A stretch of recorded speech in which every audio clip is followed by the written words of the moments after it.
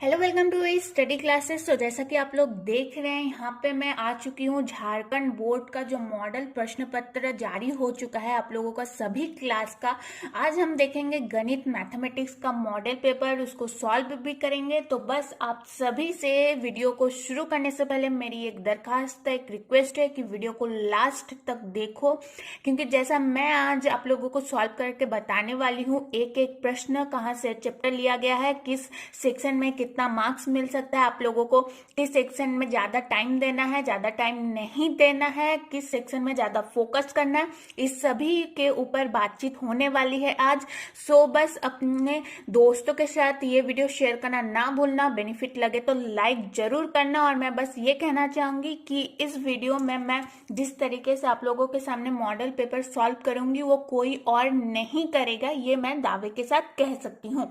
चलिए अब बात कर लेंगे मॉडल पेपर के ऊपर। सो आप लोगों का जारी हो चुका था कुछ दिन पहले ही, तो काफी बच्चों का कमेंट आ रहा था कि दीदी आप झारखंड बोर्ड का मॉडल पेपर सॉल्व कर दो, सॉल्व कर दो। तो मैंने सोचा क्यों ना जल्दी ही कर दूं, ताकि आप लोगों को रिवीजन करने में भी सुविधा हो और जानकारी आप लोगों के सामने रहे। तो यहाँ पे देख रहे हैं, जैसे कि आप लोग देख रहे हैं, यहाँ पे सामान्य निर्देश दिया गया है कि कौन सा सेक्शन में बटा हुआ है। तो 4 खंडों ABCD में बांटा गया है। 30 प्रश्न प्रत्येक 1 अंक का, खंड बी में 10 प्रश्न प्रत्येक 2 अंक का, खंड सी में 5 प्रश्न प्रत्येक 4 अंकों का, तथा खंड डी में 4 प्रश्न प्रत्येक 5 अंकों का। तो क्वेश्चन पैटर्न कैसा रहेगा मैंने इसके पिछले वीडियो में बता दिया था, तो वो वीडियो भी आप लोग चेक कर सकते हैं। उसमें मैंने आप लोगों को बताया था कि कौन कौन सा चैप्टर ज्यादा इंपॉर्टेंट है और कौन से चैप्टर से ज्यादा ऑब्जेक्टिव और कौन से चैप्टर से ज्यादा सब्जेक्टिव आने की संभावना है। तो डिस्क्रिप्शन में लिंक मिल जाएगा, वो वीडियो भी चेक कर लेना। अब चलो साथ साथ में हम आगे बढ़ते हैं सेक्शन नंबर 1 यानी खंड ए की तरफ। तो खंड ए में जैसा कि मैंने अभी बताया आप लोगों को 30 प्रश्न रहेंगे, 1 अंक का यानी ऑब्जेक्टिव क्वेश्चन रहेगा, और 30 के 30 को ही हमें आंसर करना है। ऐसा नहीं है कि 30 में से 20 ही करेंगे, नहीं, बल्कि हमें 30 में से 30 को ही सॉल्व करके यहाँ पे बताना है, तभी हम लोगों का जो है अच्छा खासा नंबर आएगा। यहाँ पे आप लोगों को प्रश्न नंबर 1 दिख रहा होगा। प्रश्न नंबर 1 मैं सबको सॉल्व करके बताऊंगी, जो इजी रहेगा वो मैं आप लोगों को भी बता दूंगी। निम्न में 120 का अभाज्य गुणनफल गुणनखंडों के गुणनफल कौन है। ये जो आप लोगों का प्रश्न है वो एक्सरसाइज आई थिंक 1.2 से लिया गया है।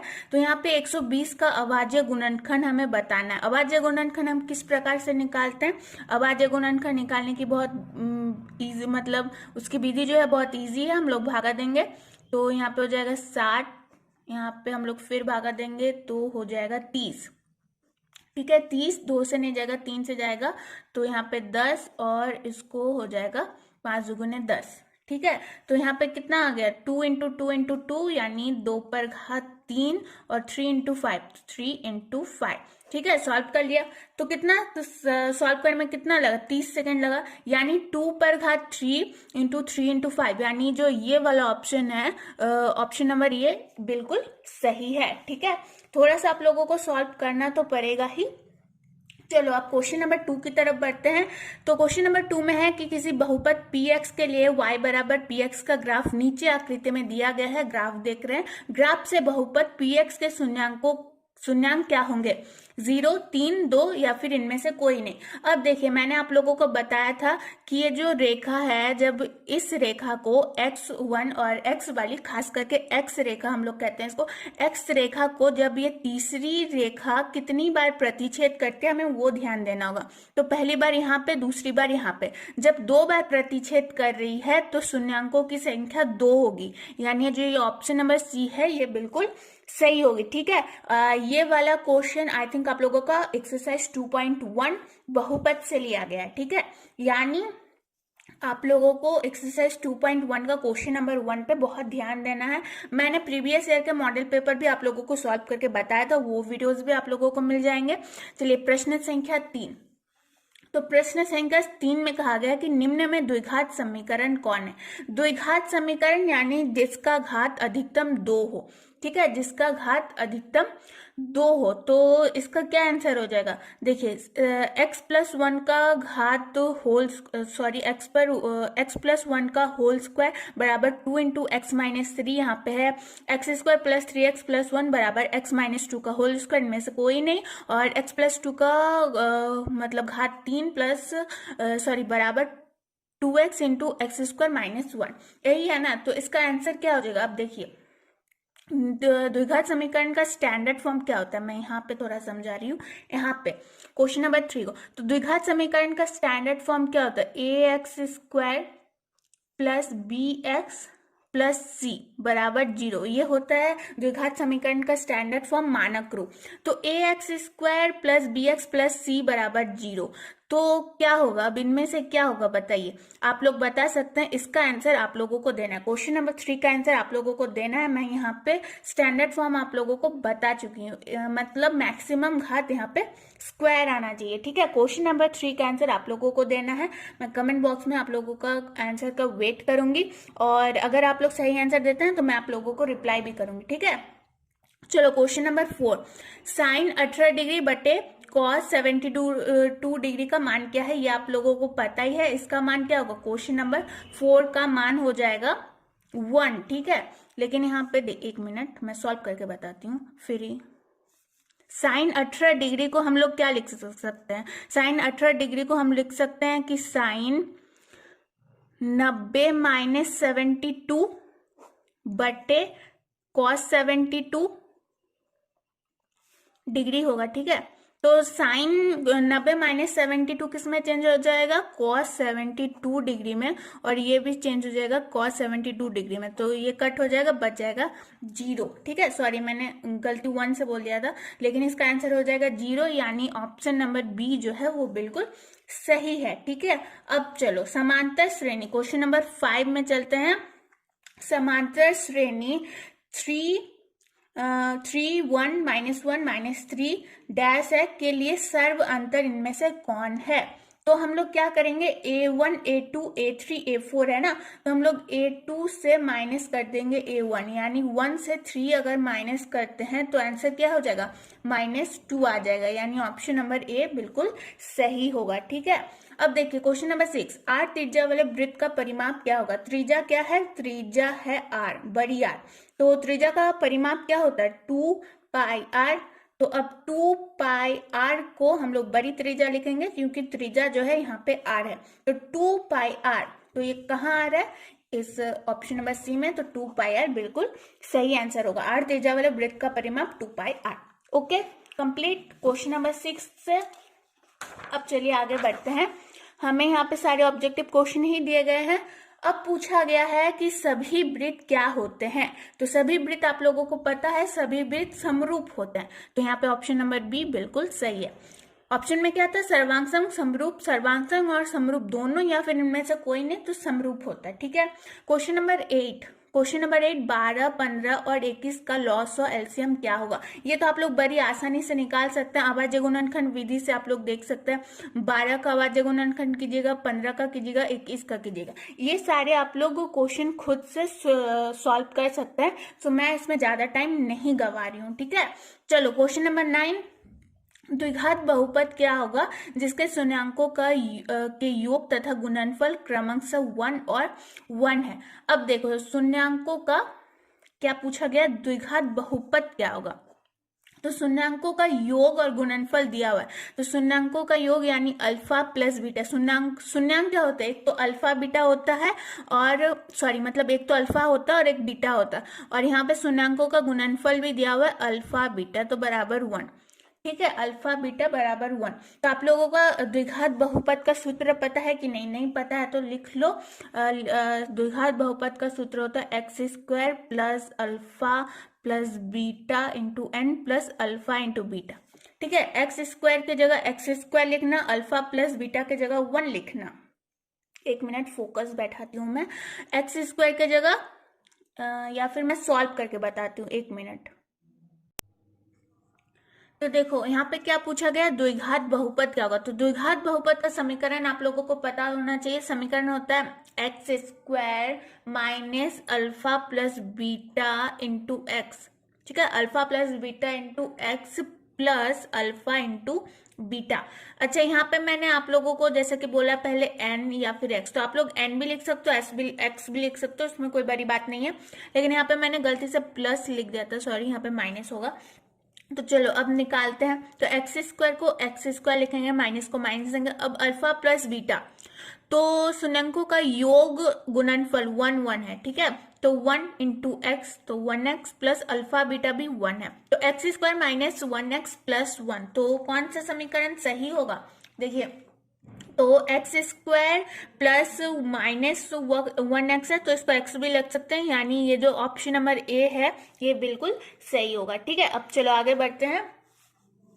अब देखो क्वेश्चन नंबर 10 में क्या कहा गया है। क्वेश्चन नंबर 10 में है टी स्क्वायर माइनस 15 का निम्न में से शून्यांक क्या है। शून्यांक यह है, तो हम लोग शून्यांक कैसे निकालते थे? हम लोग शून्यांक मध्य पंक्ति विभक्त करके निकालते थे, लेकिन यहाँ पे तो मध्य पंक्ति नहीं है, मध्य पंक्ति नहीं है, तो हम लोग इसको क्या कर सकते हैं? हम लोग बेसिकली इसको लिख सकते हैं टी माइनस रूट अंडर 15। ठीक है, T minus root under 15, T plus root under 15। अब आप लोगों को लग रहा होगा क्यों, तो क्यों, देखिए ए स्क्वायर माइनस बी स्क्वायर, तो ये सब आप लोगों को बेसिक तो पता ही होना चाहिए। मैं बार बार आप लोगों को सॉल्व करके नहीं बता सकते, फिर भी बता रही हूँ। तो ए स्क्वायर माइनस बी स्क्वायर बराबर क्या होना चाहिए? ए प्लस बी माइनस ए इंटू बी। तो यहाँ पे स्क्वायर नहीं था, इसीलिए हम लोग इसको रूट में डाल दिया। रूट 15 का वर्गमूल हो जाएगा 15। तो अब चलो टी माइनस रूट 15, तो हम लोग लिखेंगे कि यदि टी माइनस रूट 15 बराबर 0, तो टी बराबर रूट 15 एक शून्यांक, और यहाँ पे क्या हो जाएगा? यहाँ पे आ जाएगा टी बराबर प्लस था, ये आ जाएगा माइनस रूट 15 में। तो एक शून्यांक अल्फा, मतलब अल्फा बीटा निकल चुका है। तो टी स्क्वायर माइनस 15 का निम्न में से शून्यांक क्या है?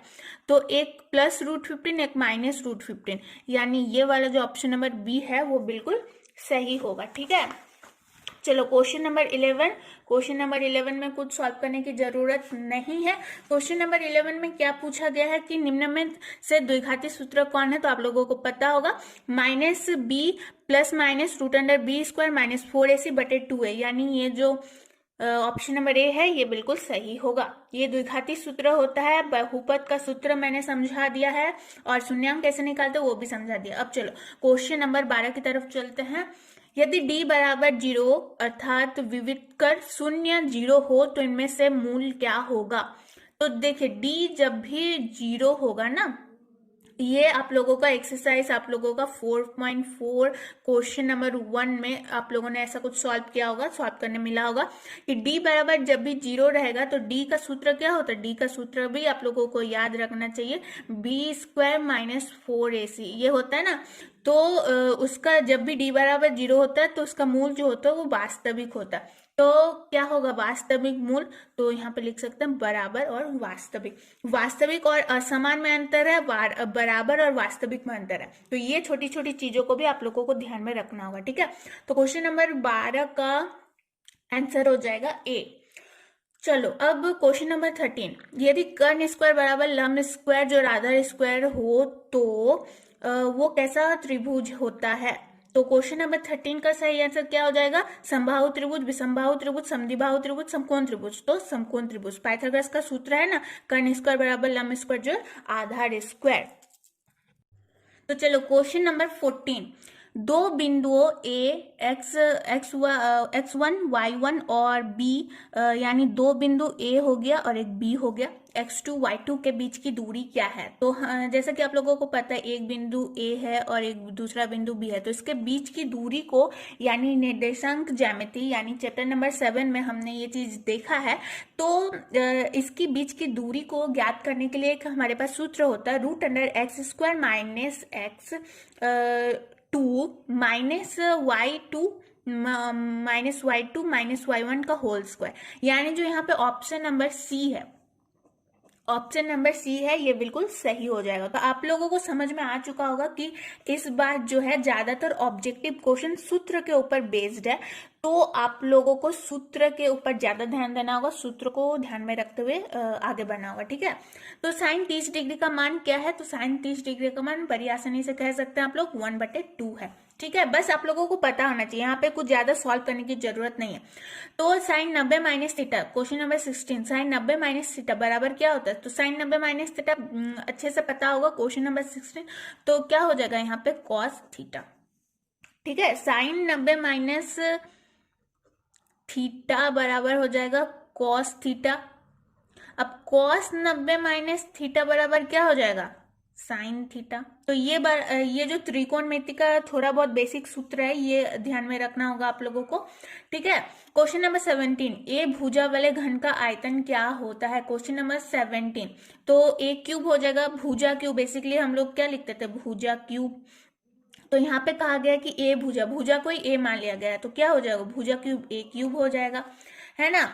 चलो क्वेश्चन नंबर 18, इनमें ये शंकु का आयतन कौन है? शंकु का आयतन देखिए, pi R L 1/3 pi R square H, 1/3 pi R H, 1/2 pi R square. तो देखिए आप लोगों को कंफ्यूजन करने के लिए सब जितने भी घन बेलन ये सब का ही सूत्र यहाँ पे बैठा दिया गया, ताकि आप लोगों को थोड़ा सा कंफ्यूजन होने लगे। तो कंफ्यूजन होने की कोई बात नहीं, क्योंकि शंकु का आयतन क्या होता है?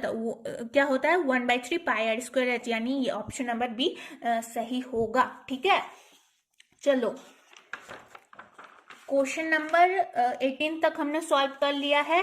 अब बढ़ लेते हैं क्वेश्चन नंबर 19। एक मिनट, कहीं भी दिक्कत होता है तो कमेंट बॉक्स में प्लीज कमेंट किया करो, अच्छा लगे तो भी कमेंट किया करो, कुछ भी बात होता है तो कमेंट बॉक्स में कमेंट करना।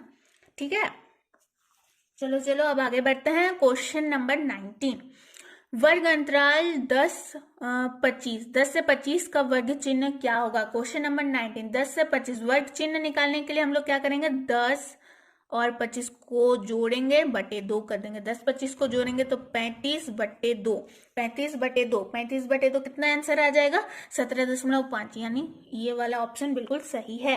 क्वेश्चन नंबर 20, तो निम्नलिखित में से कौन सी संख्या किसी घटना की प्रायिकता नहीं हो सकती? तो घटना की प्रायिकता नहीं हो सकती। ठीक है, एक मिनट, निम्नलिखित में कौन सी संख्या किसी घटना की प्रायिकता नहीं हो सकती? तो आप लोगों को एक चीज मैं बता दूं कि घटना की प्रायिकता 1 से कभी बढ़कर नहीं हो सकती है। ठीक है, तो 2/3 1 से कम है, 15% भी 1 से कम है, 0.7 भी 15 से ये सॉरी 1 से कम है। तो 1 से ज्यादा कौन सी संख्या? 1.5।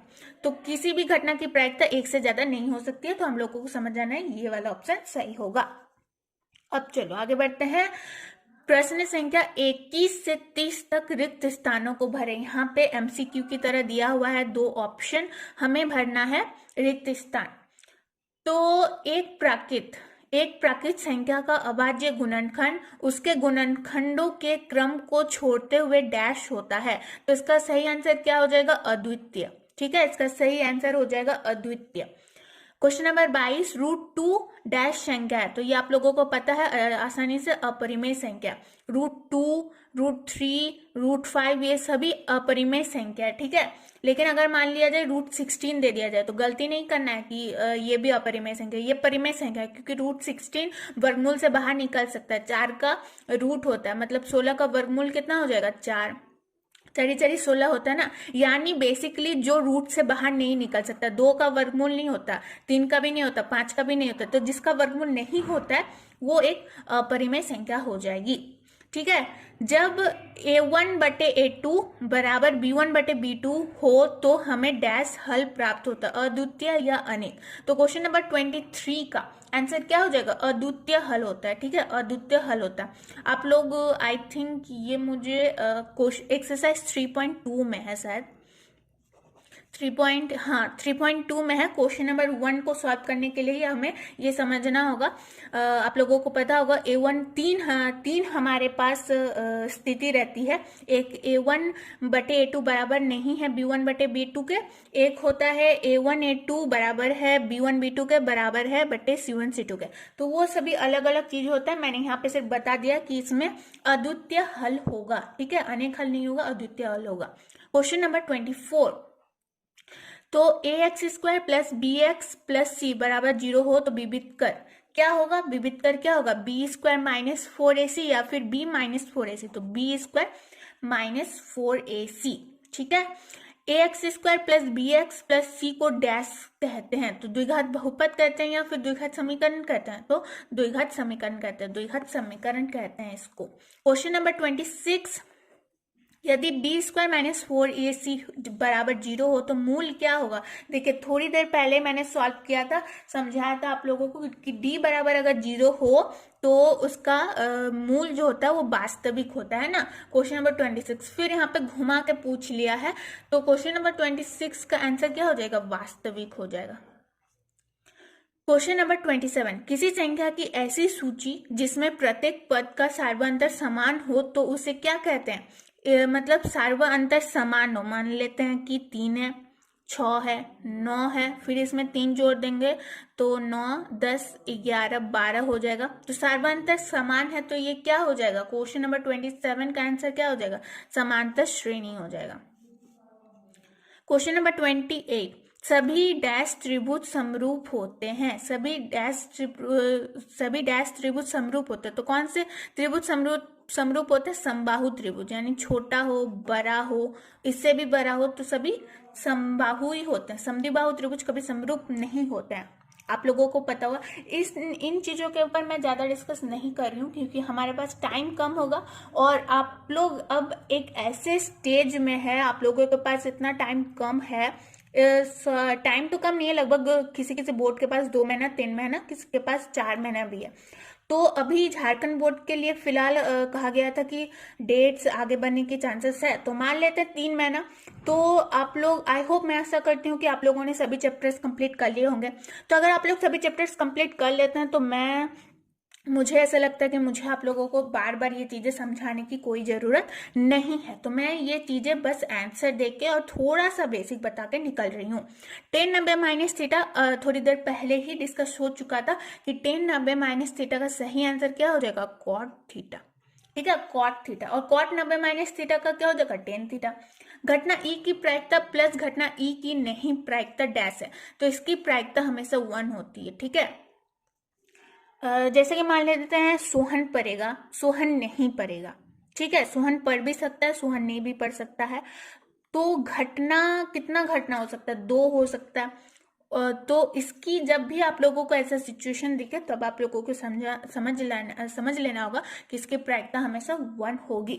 अब देखो यहाँ पे सारे ऑब्जेक्टिव टाइप के क्वेश्चन तो सॉल्व हो चुके हैं, अब हमारे पास है 31 से 40 तक 2 अंक के, ठीक है। मैंने एक वीडियो बनाया था कि गणित के चीज़ों को कैसे सॉल्व करना है, तो वो वीडियो देखना कि कैसे चीज होती हैं, मतलब सॉरी क्वेश्चन पैटर्न को लेके एक वीडियो बनाया था कुछ दिन पहले मैंने, तो वो थोड़ा देख लेना तो थोड़ा सा क्लियर हो जाएगा। चलो, यदि HCF 306 और 657 बराबर 9 दिया है तो LCM 306 और 657 ज्ञात कीजिए। तो ये चीजें तो बड़ी आसान है, आप लोगों ने इसे एक्सरसाइज 1.3 में बनाया होगा, तो ये चीज़ों को मुझे आई थिंक सॉल्व करने की कोई ज़रूरत नहीं है। Question number 32, x square minus 2x द्विघात बहुपदों का शून्यांक ज्ञात कीजिए। तो द्विघात बहुपद का शून्यांक कैसे निकालते थे हम लोग, 1 मिनट, क्या है, x square minus 2x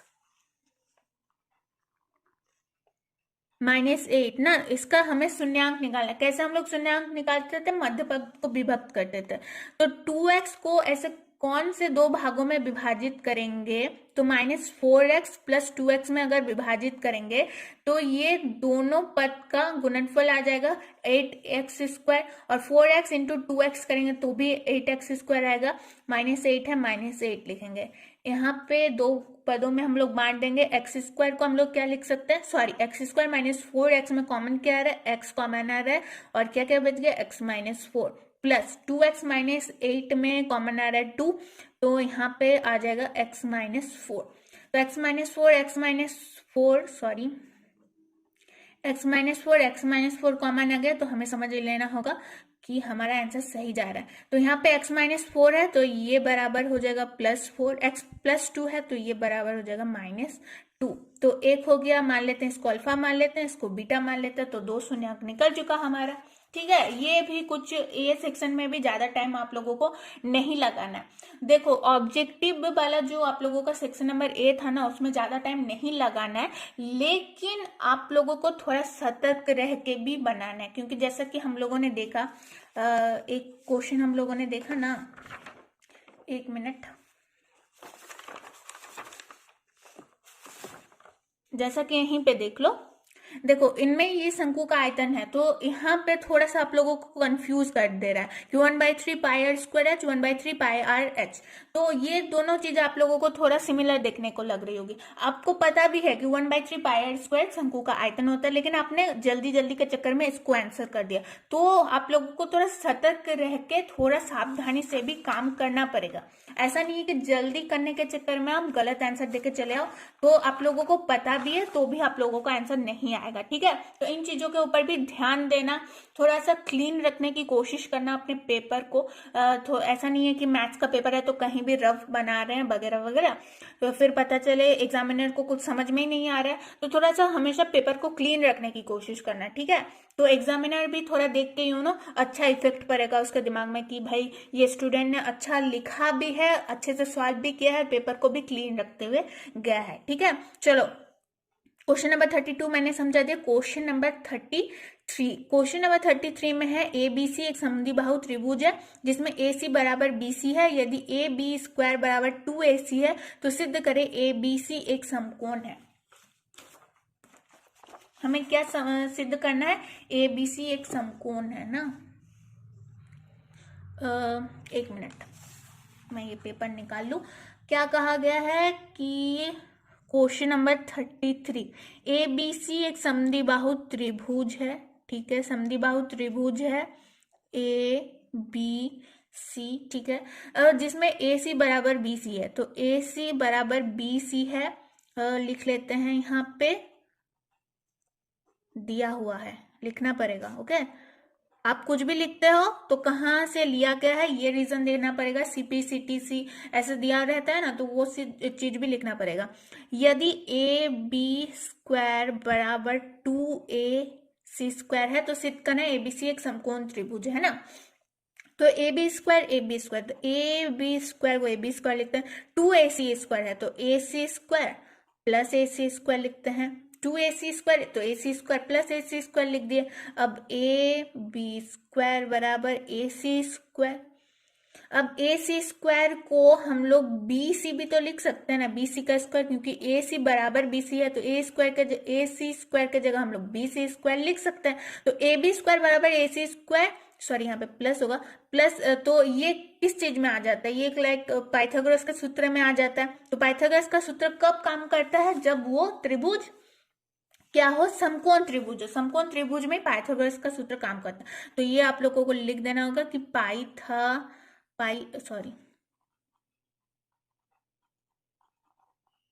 Pythagoras के सूत्र से, है ना, ये चीज आप लोगों को लिख देना है यहाँ पे रीजन, बस मैंने समझा दिया, बेसिक पे आप लोगों को क्लीन करके बनाना है। तो क्वेश्चन नंबर 33 हमने देख लिया, यदि साइन ए बराबर 3/4 हो तो कॉस ए का मान ज्ञात कीजिए। साइन ए बराबर 3/4 हो तो कॉस ए का मान ज्ञात कीजिए, बहुत इजी है।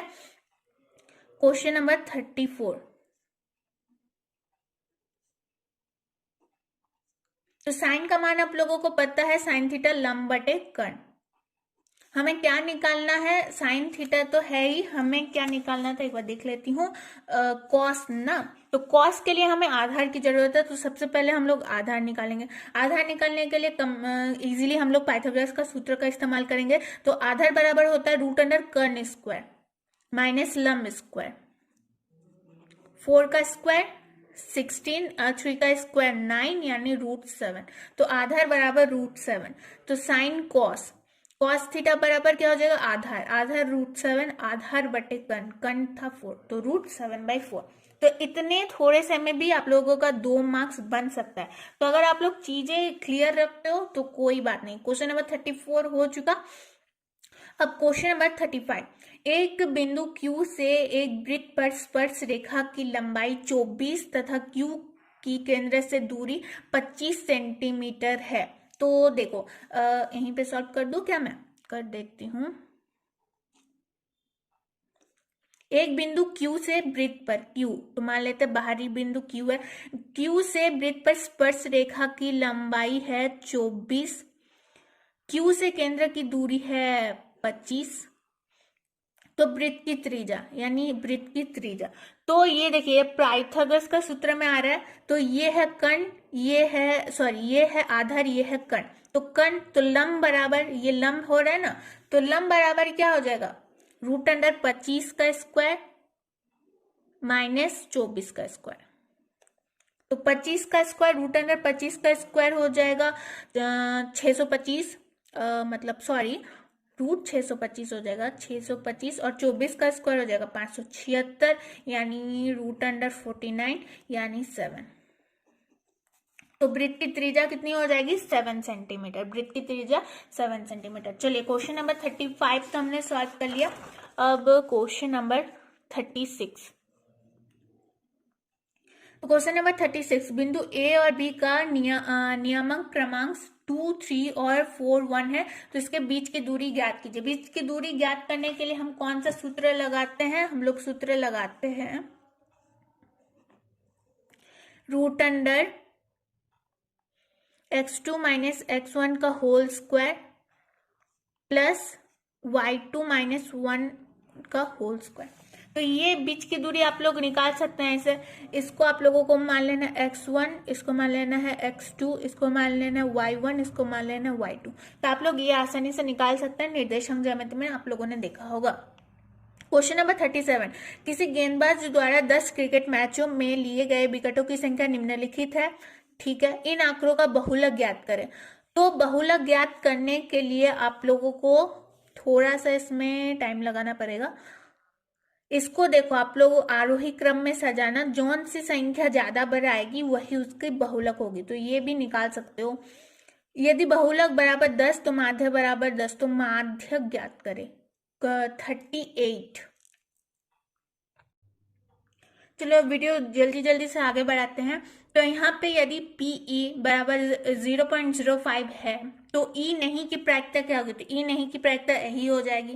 क्वेश्चन नंबर 40, लास्ट क्वेश्चन है ये, एक चीज प्राप्त करने की प्रायिकता ज्ञात कीजिए। जब एक सिक्के को एक बार उछाला जाता है तो साथ ही एक पट प्राप्त करने की प्रायिकता ज्ञात कीजिए। तो यहाँ पे देखिए क्या कहा गया है, जब एक सिक्के को एक बार उछाला जाता है तो हमें यहाँ पे चित्त और पट, चित्त और पट दोनों का प्रायिकता ज्ञात करना है। तो हेट का प्रायिकता क्या हो जाएगा, हेट अगर आ सकता है तो एक बार आ सकता है क्योंकि एक ही बार उछाला जा रहा है, और संभावनाएं क्या है, दो संभावनाएं, चित्त भी आ सकती है पट भी आ सकता है, इन्हें घटना है 2, तो 1/2। तो चित्त हेट का निकालिए, टेल का भी सेम हो जाएगा 1/2, तो प्रायिकता 1/2 1/2 दोनों का हो जाएगा। अब चलो हम लोग चलते हैं सेक्शन नंबर सी में। तो सेक्शन नंबर सी में अब देखिए, सेक्शन नंबर सी प्रश्न संख्या 41 से 45 तक प्रत्येक अंक 4 अंक का है, 4 अंक का है, यानी थोड़ा सा हमें ध्यान देना होगा। अब देखो कहा गया है क्वेश्चन नंबर 14 में कि विभाजन एल्गोरिथम का प्रयोग करके px को gx से भागा देने पर भागफल तथा शेषफल ज्ञात करें। ये क्वेश्चन आप लोगों का एक्सरसाइज 2.3 में है। अथवा में और एक क्वेश्चन है, सिद्ध करें कि 5 - √3 एक परिमेय संख्या है। सॉरी, ये परिमेय तो नहीं होगा, ये अपरिमेय होगा, शायद प्रिंटिंग में गलती होगी। तो ये हो जाएगा आप लोगों का एक्सरसाइज 1.3 में। तो एक तो रहेगा 2.3 का, एक रहेगा 1.3 का। तो आप लोग ये वाला डिस्क्रिप्शन से लिंक उठा लेना, मैं ये वाला एक सॉल्व करके बता रही हूँ, ठीक है। सभी तो सॉल्व करके नहीं बता सकती एक ही वीडियो में, फिर काफी वीडियो लॉन्ग हो जाएगा। कुछ भी दिक्कत हो तो कमेंट बॉक्स में कमेंट करना। px है x2 - 3x square plus 5x - 3, gx है x² - 2। क्या करना है, हमें विभाजन एल्गोरिथम का प्रयोग करना है। ओके, कर लेंगे, कोई बात नहीं है। प्रश्न संख्या कितना था देख लेते हैं एक बार। प्रश्न संख्या 14।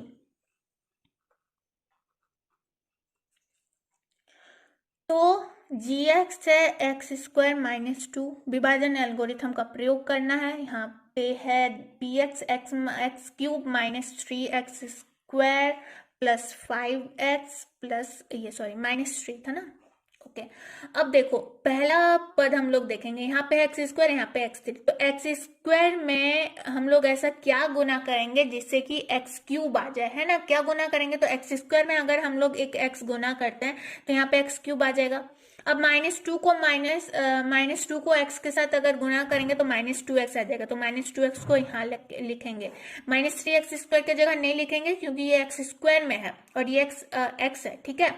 तो समीकरण को क्या करेंगे, घटाएंगे, तो प्लस है माइनस, माइनस है तो plus, plus x cube minus x cube हो गया, -3x² इसको ला देंगे यहाँ पे नीचे, प्लस 5x प्लस 2x हो जाएगा, प्लस 7x -3 तो -3, ये भी नीचे आ जाएगा। अब एक्स स्क्वायर यहाँ पे है -3x², तो एक्स स्क्वायर में ऐसा क्या गुना करेंगे जिससे कि -3x² आ जाएगा, तो एक्स स्क्वायर में अगर हम लोग -3 को गुना करते हैं तो आ जाएगा -3x²। अब -2 और -3 को गुना करेंगे तो 6 हो जाएगा, +6, तो +6 को यहाँ लिखेंगे, फिर से चिन्ह में चेंजेस आएगा तो यहाँ हो जाएगा प्लस, यहाँ हो जाएगा minus, -3x² plus 3x² plus 7x plus 7x -3 -6 कितना हो जाएगा, -9। अब एक्स स्क्वायर है, यहाँ पे 7x है, ये तो छोटा आ गया ना 7x, तो देखो x -3 आ गया भागफल, 7x -9 आ गया शेषफल, ये हो गया सॉल्व। विभाजन एल्गोरिथम का सूत्र से हमें मिल गए 4 अंक, हमें मिल गए। वज्रगुणन विधि से हल करें, तो वज्रगुणन विधि आप लोगों का था एक्सरसाइज 3.5 का, ये आई थिंक क्वेश्चन नंबर 1 से लिया गया है, क्योंकि एक्सरसाइज 3.5 में सिर्फ क्वेश्चन नंबर 1 ही रखा गया है। एक्सरसाइज 3.5 से आप लोगों का जितना भी उदाहरण था, एग्जाम्पल था, और 2, 3, 4 क्वेश्चन नंबर 2, 3, 4 भी सिलेबस से हटा दिया गया है, तो जाहिर सी बात है ये वाला क्वेश्चन एक्सरसाइज 3.5 का क्वेश्चन नंबर 1 से लिया गया है, तो देख लेना।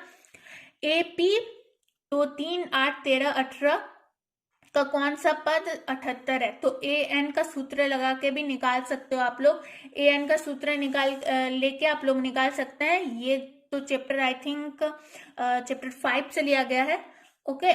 तो सिद्ध करें कि √1 प्लस साइन ए बटे 1 माइनस साइन ए बराबर सेक ए प्लस 10 ए, ठीक है। इसको क्या मैं सिद्ध करके बता दूं, LHS बराबर RHS हमें यहाँ पे सिद्ध करना होता है। ये है एक्सरसाइज 8.4 का क्वेश्चन नंबर आई थिंक 5 से लिया गया है या फिर 4 से लिया गया है, ये तो याद नहीं है, देख लेना थोड़ा, लेकिन मैं यहाँ पे थोड़ा सॉल्व करके बता दे रही हूँ इसको, ठीक है।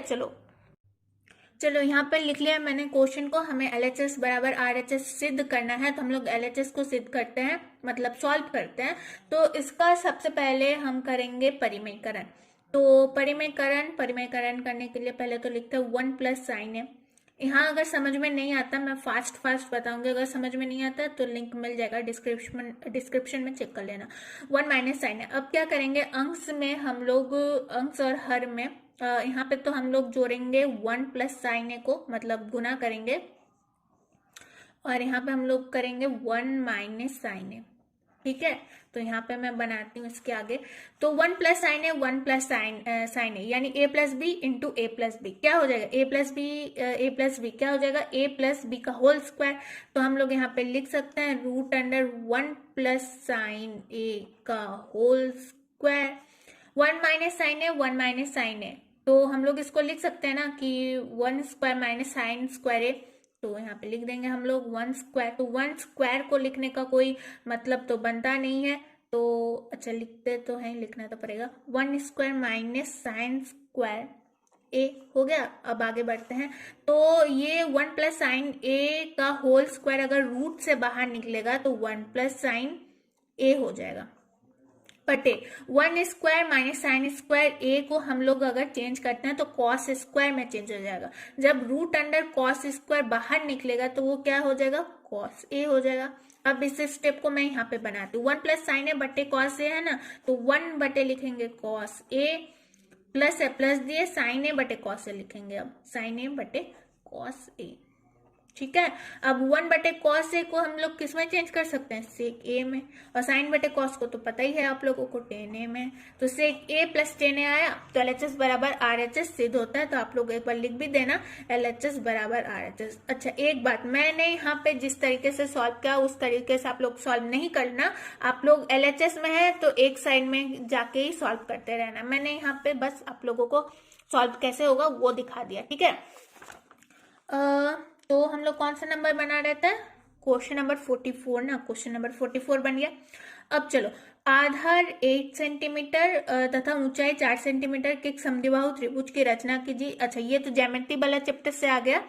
तो ज्यामिति वाला चैप्टर आप लोगों का था एक्सरसाइज 11.1 से ना। ये 11 पॉइंट समद्विबाहु त्रिभुज की 1/2 गुनी हो। हाँ, आई थिंक ये क्वेश्चन नंबर 1 है, जहां तक मुझे याद है ये क्वेश्चन नंबर 1 है। तो ये तो आप लोगों को ज्यामिति खुद सॉल्व कर सकते हो। यहाँ पे ज्यामिति का मेरे पास कोई प्रकरण नहीं है फिलहाल, मुझे ढूंढना पड़ेगा कहाँ रखा हुआ। तो आप लोग ये खुद सॉल्व कर लेना या फिर डिस्क्रिप्शन में लिंक देख लेना। एक घड़ी की मिनट की सुई जिसकी लंबाई 14 सेंटीमीटर है, इस मिनट द्वारा 5 मिनट में रचित क्षेत्रफल ज्ञात करे। ये है एक्सरसाइज 12.3 या 12.3।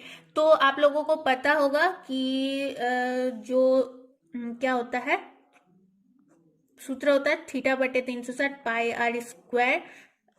ठीक है, θ/360πr² लेकर आप लोग बैठा सकते हो। यहाँ पे r दिया हुआ है, यानी सुई दिया हुआ है r, और इस सुई द्वारा 5 मिनट में रचित क्षेत्रफल।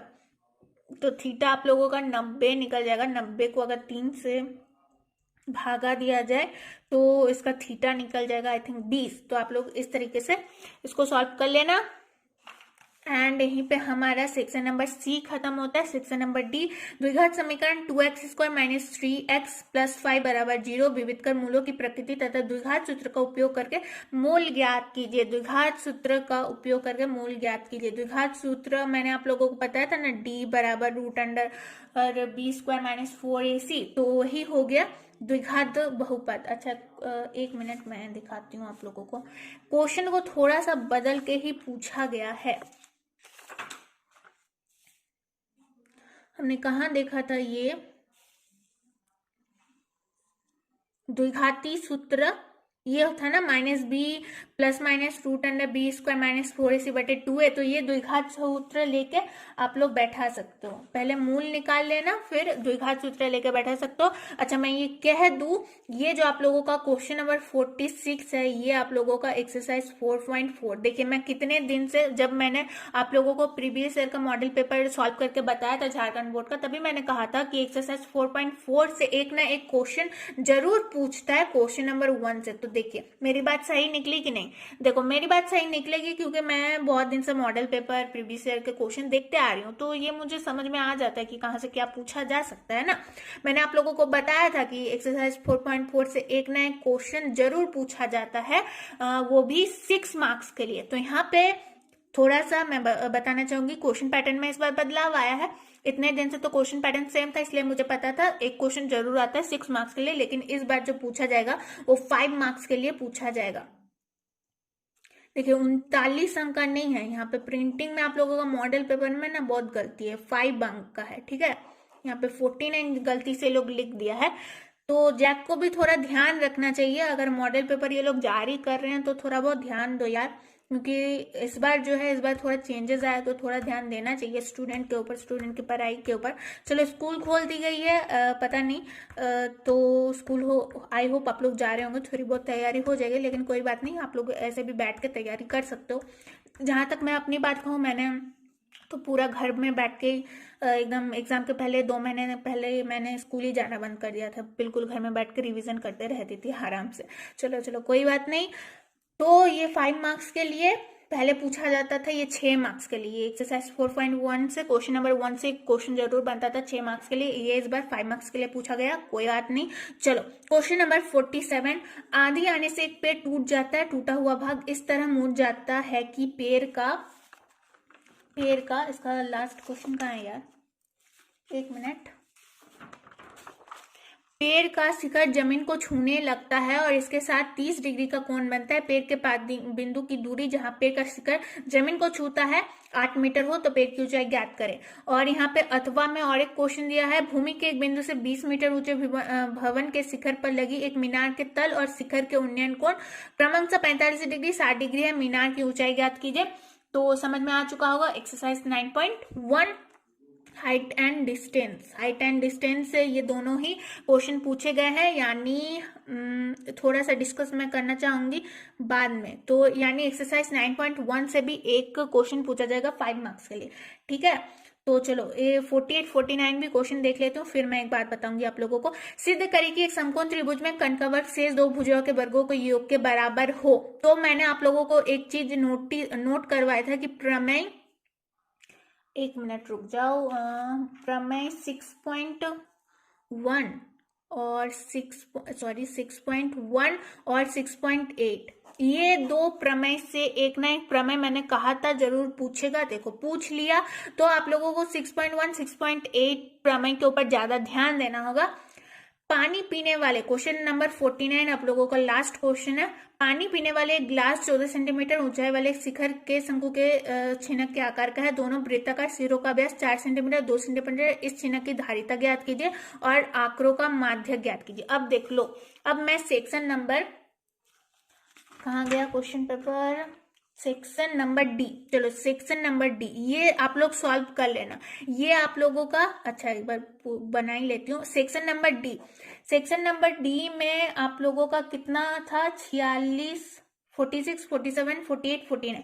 क्वेश्चन संख्या था 4 और मार्क्स था आप लोगों का 5, यानी 5 into 4 करेंगे तो 20, यानी सेक्शन नंबर डी से आप लोगों का 20 मार्क्स बनता है। 20 मार्क्स, 20 मार्क्स में से आप लोगों को 20 मार्क्स लाना है। कैसे, मैं बता रही हूँ। क्वेश्चन नंबर 46 आप लोगों का पूछा गया है एक्सरसाइज 4.4 का क्वेश्चन नंबर 1 से। क्वेश्चन नंबर 47 आप लोगों का पूछा गया है एक्सरसाइज 9.1 से। 9.1 से 2 क्वेश्चन था और एक्सरसाइज क्वेश्चन नंबर 48 पूछा गया है आप लोगों का प्रमेय। तो प्रमेय आप लोगों को कंप्लीट करना है 6.1 6.8, क्योंकि 6.2 3 4 7 2 3 4 5 6 7 प्रमेय हटा दिया गया है, यानी सिलेबस में आप लोगों का यही 2 प्रमेय है। और क्वेश्चन नंबर 49 आप लोगों का 2 एक्सरसाइज से पूछा गया है, 2 चैप्टर से। पहला चैप्टर है 13, ये वृत्ताकार वाला पानी का ग्लास वाला है ना, पानी का ग्लास छिन्नक की धारिता, ये चैप्टर 13 से है, आई थिंक 13.4 से है। और ये माध्यक वाला चैप्टर आई थिंक 14.1 से होगा या फिर 14.2 से होगा। तो देखो 20 मार्क्स लाना है तो ये वाले चैप्टर्स बिल्कुल अच्छे से दिमाग में बैठा लो। यही है रणनीति। आप लोगों को हार्ड वर्क के साथ साथ स्मार्ट वर्क की भी बहुत जरूरत है। अगर चुटकियों में सॉल्व करना चाहते हो तो स्मार्ट वर्क जरूर करो। ज्यादा टाइम लगाओगे तो टाइम हाथ से निकल जाएगा, कुछ नहीं बन पाएगा, नंबर नहीं आएंगे। तो 20 मार्क्स अगर लूटना है तो ये वाला चीज फॉलो करो। मैं दावे के साथ कह सकती हूँ इस सेक्शन से आप लोग, डी सेक्शन से, लास्ट वाले सेक्शन से 20 के 20 मार्क्स बिल्कुल ला सकते हो। सेक्शन डी की बात की मैंने। सेक्शन सी की तरफ अगर चलो, इसका स्क्रीनशॉट लो, जल्दी से स्क्रीनशॉट लो। देख रहे हो तो जल्दी से स्क्रीनशॉट लो, एकदम रट जाओ, दिमाग में बैठा लो, ठीक है। अब चलो सेक्शन डी की बात कर ली मैंने, यहाँ पे एक बार सेक्शन सी की बात कर लू क्या। देखो सेक्शन नंबर सी, विभाजन एल्गोरिथम एक्सरसाइज 2.3 से। सिद्ध करें कि 5 - √3 एक अपरिमेय संख्या है। यहाँ पे भी थोड़ा प्रिंट आउट में मिस्टेक हुआ था, तो एक्सरसाइज 1.3 से। ब्रज गुणन विधि, ये 3.5 का क्वेश्चन नंबर 1 से मैंने बताया। क्वेश्चन एक्सरसाइज 3.5 से 2 3 4 जितना भी जो क्वेश्चन था आप लोगों का सिलेबस से हटा दिया गया। क्वेश्चन नंबर 1 जो है बेहद इंपॉर्टेंट है, बेहद इंपॉर्टेंट है, ठीक है। एपी ये 5.3 से लिया गया है, सिद्ध करें, ये भी मैंने सुलझा दिया। एक्सरसाइज 8.4 का क्वेश्चन नंबर 4 से लिया गया है, ठीक है, क्वेश्चन नंबर 4 या 5 से लिया गया है। अब आधार 8 सेंटीमीटर, ये वाला मैंने बता दिया 11.1 से, एंड ये वाला 12.3 से। तो यहाँ पे जितने मैंने एक्सरसाइज बताए आप लोगों को 2.3, 1.3, 3.5, 8.4, 11.1 और 12.3, तो अगर इन चैप्टर्स को और इन नंबर्स को क्लियर रखते हो माइंड में, अब देखो अब आप लोगों के पास सिलेबस में भी काफी कटौती आ गई है। टाइम आप लोगों के पास बहुत है यार, 2 महीना बहुत है, टाइम आगे भी बढ़ सकता है, 3 महीना, मार्च में भी, अप्रैल में भी एग्जाम हो सकता है, तो 2-3 महीने काफी है इन चैप्टर्स को क्लियर करने के लिए, क्योंकि आप लोगों का सिलेबस में भी ऑलमोस्ट 40%, 50% की कटौती दी गई है। आप लोगों को पता है कि 2.3 से भी कुछ क्वेश्चन हटाए गए हैं, 11.1 से भी कुछ क्वेश्चन हटाए गए, हर एक चैप्टर से, हर एक एक्सरसाइज से कुछ ना कुछ क्वेश्चन हटाए गए हैं। जो मॉडल पेपर में है रिवीजन करो, उससे मिलता जुलता रिवीजन करो, सिलेबस को भी एक साइड में रखो, एक साइड में मॉडल पेपर रखो, प्रीवियस ईयर के पेपर्स रखने की कोई जरूरत नहीं है, क्वेश्चन पैटर्न में बदलाव आ चुका है। तो अगर इन चीजों को ध्यान में रखते हुए आप लोग पेपर को सॉल्व करते हो, रिविजन करते हो, तो बहुत अच्छा मौका है इस बार, क्योंकि इस बार सिलेबस की कटौती बहुत हुई है, क्वेश्चन पैटर्न में काफी बदलाव आया है, काफी कुछ देखने को मिला है इस बार, तो घबराने की कोई जरूरत नहीं है यार। प्लीज मैं कह रही हूँ थोड़ा सा फोकस करो, जो जो मैंने बताया क्वेश्चन पैटर्न को समझो। क्वेश्चन पैटर्न को अगर आप लोग समझ लेते हो, क्रैक कर लेते हो, तो मार्क्स लाना बिल्कुल इजी है, 10th स्टैंडर्ड में मार्क्स लाना बिल्कुल इजी है। तो चलो, बस मैंने तो कोशिश कर दी, अब आप लोगों के ऊपर है, आप लोगों को क्या करना होगा, ध्यान देना होगा, थोड़ा सा रिवीजन करना होगा। कुछ भी प्रॉब्लम होता है कमेंट बॉक्स पे कमेंट करो, रिप्लाई करो, एंड दोस्तों के साथ शेयर करना ना भूलना, लाइक करना। बस आज के लिए इतना ही। जय हिंद, जय Bharat. Hello, welcome to study classes. So जैसा कि मैंने कुछ दिन पहले एक वीडियो अपलोड किया था, वहाँ पे हमने देखा था जैक बोर्ड का मैथ्स मॉडल पेपर क्वेश्चन को हमने पूरा सॉल्व किया था। सो वहाँ पे काफ़ी सारे स्टूडेंट का कहना था दीदी इसी तरीके से साइंस का भी आप बता दो, तो मैंने सोचा कि ठीक है, ऑब्जेक्टिव क्वेश्चन तो बता भी दूंगी, लेकिन सब्जेक्टिव क्वेश्चंस के ऊपर भी थोड़ा बहुत डिस्कस कर लेंगे, है ना। तो अगर आप लोगों को वीडियो अच्छी लगे तो लाइक करना ना भूलना, अपने दोस्तों के साथ शेयर करना, चैनल को सब्सक्राइब कर लेना, एंड अगर आपने वो वीडियो नहीं देखा है तो डिस्क्रिप्शन में लिंक मिल जाएगा मैथ्स का, तो डिस्क्रिप्शन में लिंक मिल जाएगा, वो वाला वीडियो भी देख लेना। तो चलो अब आगे बढ़ते हैं। सो यहाँ पे जैसा कि मैंने यहाँ पे प्रिंट करवा लिया है, ठीक है, आप लोग चाहते हैं तो प्रिंट करवा लो, प्रिंट करके थोड़ा बहुत रिवीजन करते रहो तो आप लोगों के लिए अच्छा रहेगा। तो यहाँ पे सब्जेक्ट साइंस, तो जैसा कि आप लोग यहाँ पे देख रहे हैं, प्रश्नों की संख्या 27 रहेगी, 80 मार्क्स का क्वेश्चन रहेगा आप लोगों का, और यहाँ पे टाइमिंग तो नहीं दिया गया है, लेकिन मैथ्स में लिखा था कि 2 घंटा 45 मिनट का टाइम दिया जाएगा आप लोगों को। तो यहाँ पे सबसे पहले है फिजिक्स एंड केमिस्ट्री, भौतिक एवं रसायन शास्त्र ग्रुप ए, यानी सेक्शन वो ए का। तो सेक्शन ए यहाँ पे देखिए, प्रश्न पत्र में हम अभी समझ लेते हैं ताकि आप लोगों को एग्जाम के टाइम पे समझना उतना आसान रहे। तो यहाँ पे 2 ग्रुप ए एवं बी है, एवं दोनों ग्रुपों के सभी प्रश्नों का उत्तर देना अनिवार्य है, ठीक है। ग्रुप ए में भौतिक एवं रसायन विज्ञान रहेगा, फिजिक्स एंड केमिस्ट्री, और ग्रुप बी में बायोलॉजी रहेगा, ठीक है। चलो अब ग्रुप ए को देखते हैं। जैसा कि आप लोग देख रहे हैं 1-1 मार्क्स करके है, तो ऑब्जेक्टिव क्वेश्चन है, जाहिर सी बात है।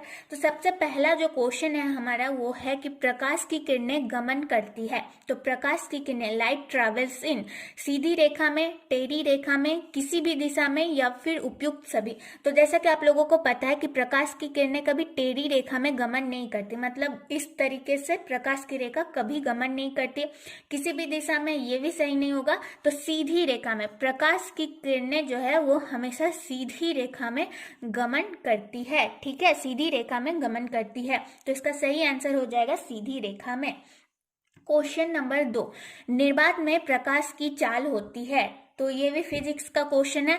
तो निर्वात में प्रकाश की चाल कितनी होती है, 3 × 10⁸ मीटर प्रति सेकेंड, यहाँ पे सेंटीमीटर प्रति सेकेंड, किलोमीटर प्रति सेकेंड, मिलीमीटर प्रति सेकेंड। तो ऐसे आप लोगों को कंफ्यूज नहीं होना है, ठीक है। तो इसका सही आंसर हो जाएगा कौन, यानी 3 × 10⁸ मीटर प्रति सेकेंड निर्वात में प्रकाश की चाल होती है। ये वाला क्वेश्चन आप लोगों को बेहद अच्छे ढंग से याद रखने की जरूरत है, क्योंकि ये वाला क्वेश्चन जो है बहुत बार प्रीवियस ईयर में भी पूछा गया है, ठीक है। क्वेश्चन नंबर 3, स्पष्ट देखने की न्यूनतम दूरी 25 मीटर, 25 सेंटीमीटर, 25 इंच, 100 सेंटीमीटर।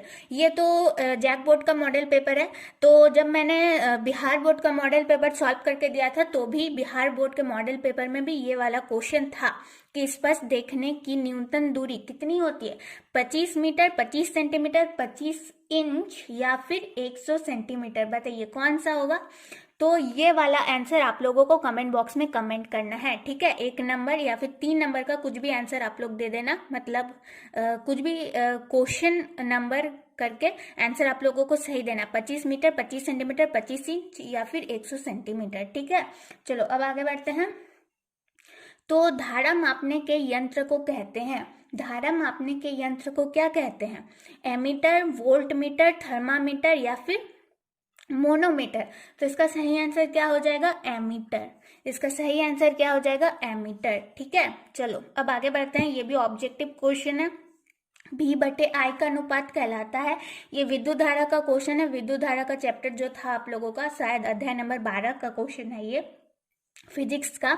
तो V बटे I का अनुपात क्या होगा, ये ओम्स लॉ से संबंधित है, यानी ओम का नियम से संबंधित है। यहाँ से आप लोगों को समझ जाना चाहिए, ओम नियम से भी पूछा जाता है। ओम नियम को काफी बार सब्जेक्टिव के तौर पर 5-6 मार्क्स के लिए भी पूछा जाता है। तो ओम का नियम को सिद्ध करे ऐसा भी क्वेश्चन आ सकता है। तो चलिए यहाँ पे जैसे कि हम लोग बात कर रहे थे, V बटे I का अनुपात कहलाता है, क्या कहलाता है, प्रतिरोध। V बटे I जो कि ओम लॉ होता है, तो V बटे I को हम लोग एज अ प्रतिरोध देखते हैं, ठीक है, प्रतिरोध देखते हैं। तो यहाँ पे हमने क्वेश्चन सॉल्व कर लिया। इस क्वेश्चन नंबर 3 का आंसर आप लोगों को कमेंट बॉक्स में कमेंट करके देना। चलो अब आगे बढ़ते हैं।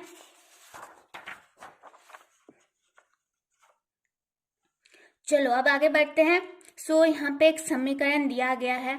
तो Fe2O3 प्लस 2Al हो जाता है Al2O3 प्लस 2Fe। दी गई अभिक्रिया किस प्रकार की है, यानी जो ये समीकरण दिख रहा है, यानी जो ये आप लोगों को अभिक्रिया दिख रही है, कौन सी अभिक्रिया है, संयोजन अभिक्रिया, वियोजन अभिक्रिया, द्विविस्थापन अभिक्रिया या फिर विस्थापन अभिक्रिया। अभिक्रिया के बारे में हमने पढ़ा था ना कि अभिक्रिया 5 प्रकार की होती है। अभिक्रिया कितनी प्रकार की होती है, 5 प्रकार की होती है। तो क्या क्या 5 अभिक्रिया होती है, संयोजन अभिक्रिया, अपघटन अभिक्रिया, विस्थापन अभिक्रिया, द्विविस्थापन अभिक्रिया, उपचयन अपचयन अभिक्रिया। देखो हम लोग यहाँ पे अभी फिलहाल तो ऑब्जेक्टिव क्वेश्चन को सॉल्व कर रहे हैं, लेकिन मैं थोड़ा बहुत डिटेल्स में भी बता रही हूँ। तो 5 अभिक्रिया के बारे में हमने पढ़ा था। तो यहाँ पे जो अभिक्रिया दिख रही है, हमें बताना है कि वो कौन सी अभिक्रिया है। तो ये कौन सी अभिक्रिया है, ये अभिक्रिया है विस्थापन अभिक्रिया, ठीक है, विस्थापन अभिक्रिया। जैसे कि हम लोग वियोजन अभिक्रिया में कहते थे, वैसी अभिक्रिया जो एक अकेला यौगिक ऊर्जा के उपयोग करके 2 या 2 से अधिक सरलतम पदार्थों में क्या करता है, टूटता है, उसे वियोजन अभिक्रिया कहते हैं। तो विस्थापन अभिक्रिया का क्या मतलब परिभाषा क्या हो जाएगा, वैसी अभिक्रिया जिसमें एक अधिक अभिक्रियाशील तत्व अपने से कम अभिक्रियाशील तत्वों को उसके यौगिक से विस्थापित कर देती है, विस्थापन अभिक्रिया कहलाती है, ठीक है ना। तो ये हो गया विस्थापन अभिक्रिया की परिभाषा। तो क्या करती है यहाँ पे, यौगिक जो उसका यौगिक है उसको विस्थापित कर देती है, जिसका कम अभिक्रियाशील तत्व है उसको यौगिक से विस्थापित कर देती है, वो विस्थापन अभिक्रिया कहलाती है। तो ये जो अभिक्रिया हो रही है यहाँ पे, वो कैसी अभिक्रिया है, विस्थापन अभिक्रिया। अगर हम लोग कह दे कि यहाँ पे आप लोगों के पास ऐसा भी क्वेश्चन काफी बार देखने को मिला है कि विस्थापन अभिक्रिया का एक क्या करें, एक अभिक्रिया दर्शाइए जो विस्थापन अभिक्रिया को दर्शाती है। तो हम लोग ऐसा लिखते हैं कि CuSO4 प्लस Zn, ये जो क्या हो जाएगा, ये Zn हो जाता है, ZnSO4 प्लस Cu। तो ये क्या है, ये विस्थापन अभिक्रिया का एक उदाहरण है। इसको आप लोग नोट भी कर सकते हो अगर याद ना हो तो, क्योंकि काफी बार पूछा जाता है कि विस्थापन अभिक्रिया का एक उदाहरण दीजिए, संयोजन अभिक्रिया का एक उदाहरण दीजिए, द्विविस्थापन अभिक्रिया का एक उदाहरण दीजिए। तो द्विविस्थापन का परिभाषा अगर आप लोगों से पूछा जाए तो हम लोग ऐसा बोलते हैं कि वैसी अभिक्रिया जिसमें यौगिकों के बीच आयनों की अदला बदली होती है, ठीक है। 2 यौगिक रहते हैं प्लस में, अब उन लोगों के बीच आयनों की ही अदला बदली हो जाती है और फलस्वरूप क्या होता है, नए यौगिकों का निर्माण होता है। तो वो द्विविस्थापन अभिक्रिया कहलाता है। चलो ठीक है, अब आगे बढ़ते हैं। तो सिरका में कौन सा अम्ल होता है, तो सिरका में कौन सा अम्ल होता है, एसिटिक अम्ल होता है ना, एसिटिक अम्ल, एसिटिक एसिड होता है उसमें। तो ऑप्शन में क्या था, एसिटिक अम्ल, लैक्टिक अम्ल, सिट्रिक अम्ल और टार्टरिक अम्ल। तो इसमें कंफ्यूज नहीं होना, एसिटिक अम्ल होता है। चलो अब आगे बढ़ते हैं। साधारण क्या है यहाँ पे, साधारण नमक का सूत्र बहुत आसान है। साधारण नमक का सूत्र क्या होता है, NaCl। क्या होता है, NaCl। साधारण नमक का सूत्र होता है NaCl। किसी विलयन का पीएच का मान 5 है, वो क्या होगा। तो आप लोगों को मैंने बताया था एक वीडियो में कि पीएच स्केल होता है, पीएच स्केल होता है ये उदासीन 7, इधर होगा 6, 5 और इधर होगा 8, 9। तो इधर जितना भी होगा और इधर जितना भी होगा, वो इधर वाला जो जितना भी मान वाला होगा वो क्षारक होगा, ठीक है ना। यानी 8, 9 जो भी होगा क्षारक होगा, और 5, 6 वाला जो भी होगा वो अम्ल होगा। तो यहाँ पे 5 पूछा गया है, तो ये अम्ल होगा। किसी विलयन का पीएच का मान 5 है, वो क्या होगा, तो वो अम्ल होगा। अगर यहाँ पे पूछ लिया होता कि 8 है, तो उसका क्या होगा, तो वो क्षार होगा, ठीक है, क्षारक होगा। यहाँ पे पूछा गया है कि दूसरे क्वेश्चन में CaCl2 यौगिक का प्रचलित नाम क्या है। यानी इसका अनुसूत्र दिया गया है, आप लोगों को नाम बताना है। विरंजक चूर्ण, धोने का सोडा, बेकिंग सोडा या फिर इनमें से कोई नहीं। तो विरंजक चूर्ण कम होता है CaClO2, सॉरी मैंने गलती लिख दिया, CaOCl2 विरंजक चूर्ण का होता है, ठीक है। चलो यहाँ पे अब हमें दिया गया है खाली स्थानों को भरें, फिल इन द ब्लैंक्स। चलो क्वेश्चन को पढ़ते हैं और सॉल्व करते हैं। एक अवतल दर्पण की वक्रता त्रिज्या r है, ठीक है। अवतल दर्पण की बात की गई है, ध्यान से पढ़ना किसी भी क्वेश्चन को।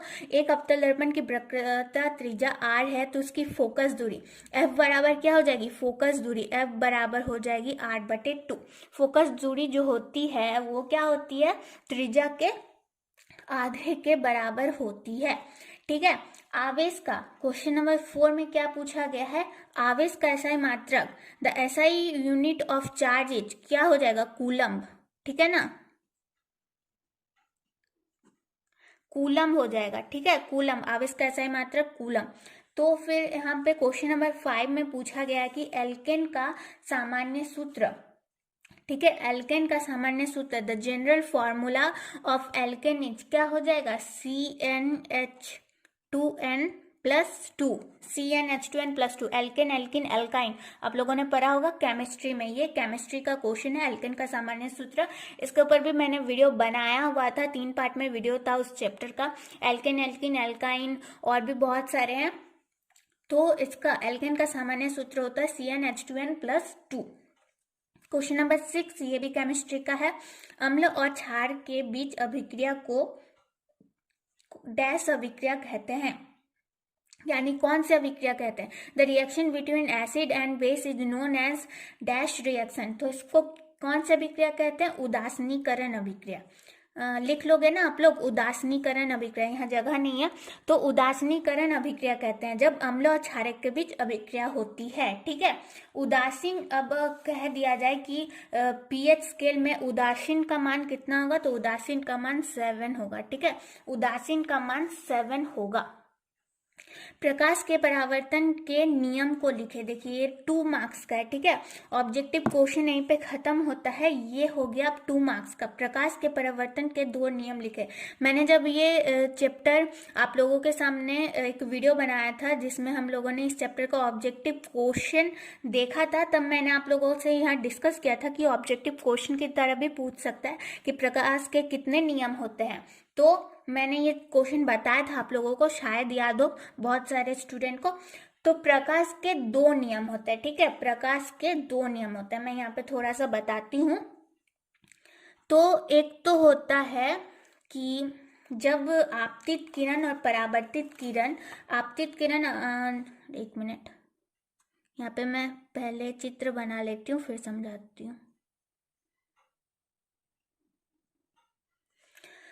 तो देखो यहाँ पे ये जो आपतित किरण है और अपवर्तित किरण है और आपतन बिंदु और आपतन बिंदु पर डाला गया है अभिलंब तीनों एक ही तल में होता है, तीनों एक ही तल में होता है। ये हो गया एक नियम, मतलब पहला नियम। और दूसरा नियम होता है, अच्छा दूसरा नियम भी यहीं पे हम लोग दर्शा सकते हैं कि ये जो कोण बन रहा है ना यहाँ पे, और यहाँ पे कोण जो बन रहा है, यानी जो आपतन कोण और परावर्तन कोण है, सॉरी आपतन कोण और अपवर्तन कोण है, तो वो जो है उसका अनुपात जो है एक ही है। यानी हम लोग ऐसा कहते हैं कि किसी भी दिए गए माध्यम युग्म के लिए आपतन कोण और अपवर्तन कोण का अनुपात स्थिरांक होता है। ये हो गया नियम नंबर 2।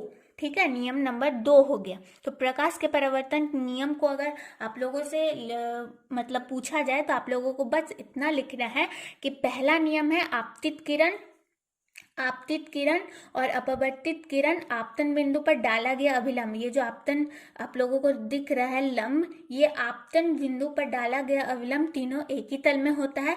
दूसरा नियम आप लोगों को ये लिखना है कि दोनों मतलब किसी भी माध्यम युग्म के लिए आपतन कोण और अपवर्तन कोण का अनुपात स्थिरांक होता है, मतलब एक होता है। ये हो गया प्रकाश के परावर्तन के नियम। माफ करना, मैं जल्दी जल्दी नहीं बोल पा रही हूँ, थोड़ी सी तबीयत खराब है। तो ठीक है, चलो अब आगे बढ़ते हैं क्वेश्चन नंबर 8 की तरफ। अवतल दर्पण के किन्हीं दो उपयोगों को लिखें। तो अवतल दर्पण आप लोगों को पता होगा, तो अब जाहिर सी बात है अवतल दर्पण के लिए पूछा गया है यहाँ पे मॉडल पेपर में, तो आप लोगों को समझ लेना होगा कि एग्जाम में शायद उत्तल दर्पण का पूछ ले। तो उत्तल दर्पण आप लोगों को पता है, जो गाड़ी का पार्श्व मिरर होता है, जो साइड का मिरर होता है, उत्तल दर्पण की बात कर रही हूँ मैं, है ना। तो उत्तल दर्पण की अगर बात की जाए तो गाड़ी के पार्श्व मिरर में जो है जो शीशा रहता है उसमें यूज होता है। अवतल दर्पण का अगर पूछ लिया जाए तो ज्वार भट्टी में प्रयोग होता है, और भी काफी सारे जगहों में इसका प्रयोग होता है। आप लोग लिख सकते हैं। इन छोटे छोटे क्वेश्चंस के ऊपर डिस्कस करके वीडियो को लंबा खींचने का कोई मतलब नहीं है, ये सब चीजें आप लोग खुद क्लियर कर सकते हैं ना। मैं सिर्फ जो थोड़े बहुत ऑब्जेक्टिव क्वेश्चन है और सब्जेक्टिव क्वेश्चन है थोड़ा बहुत करके मैं बता दे रही हूँ, और कहीं भी प्रॉब्लम होता है तो कमेंट बॉक्स में कमेंट कर सकते हो आप लोग।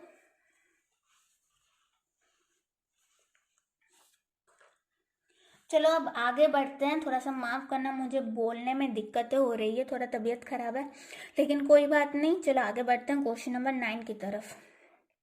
3 चालक जिनके प्रतिरोध 2 ओम, 4 ओम तथा 6 ओम को श्रेणी क्रम में जोड़ा गया है। ठीक है, यहाँ पे कहा ही गया है कि श्रेणी क्रम में जोड़ा गया है, इनका समतुल्य प्रतिरोध क्या होगा।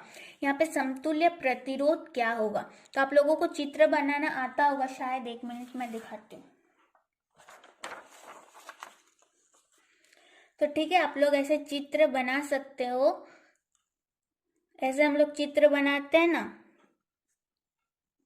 मैं एक ब्रीफ सा स्केच बनाती हूँ आप लोगों के सामने। R1, R2, R3, तो 2 ओम, 4 ओम और 6 ओम श्रेणी क्रम में ही है, तो हमें कुछ ज्यादा करने की जरूरत नहीं है। हमें यहाँ पे इसका समतुल्य प्रतिरोध निकालना है। क्या निकालना है? प्रतिरोध। तो R1 plus R2 plus R3 यानी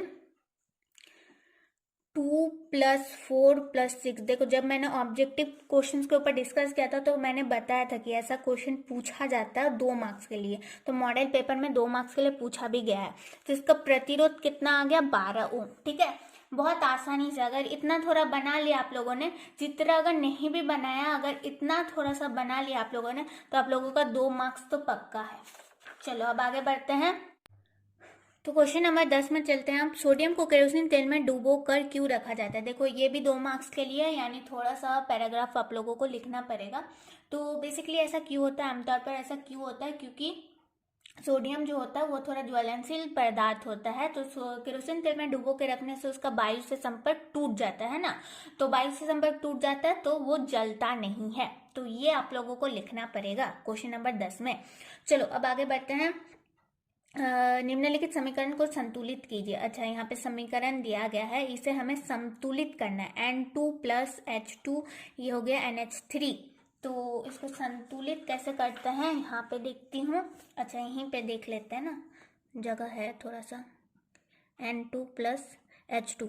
जो भी समीकरण दिया गया है उसे एक बार लिख लो, NH3, NH3।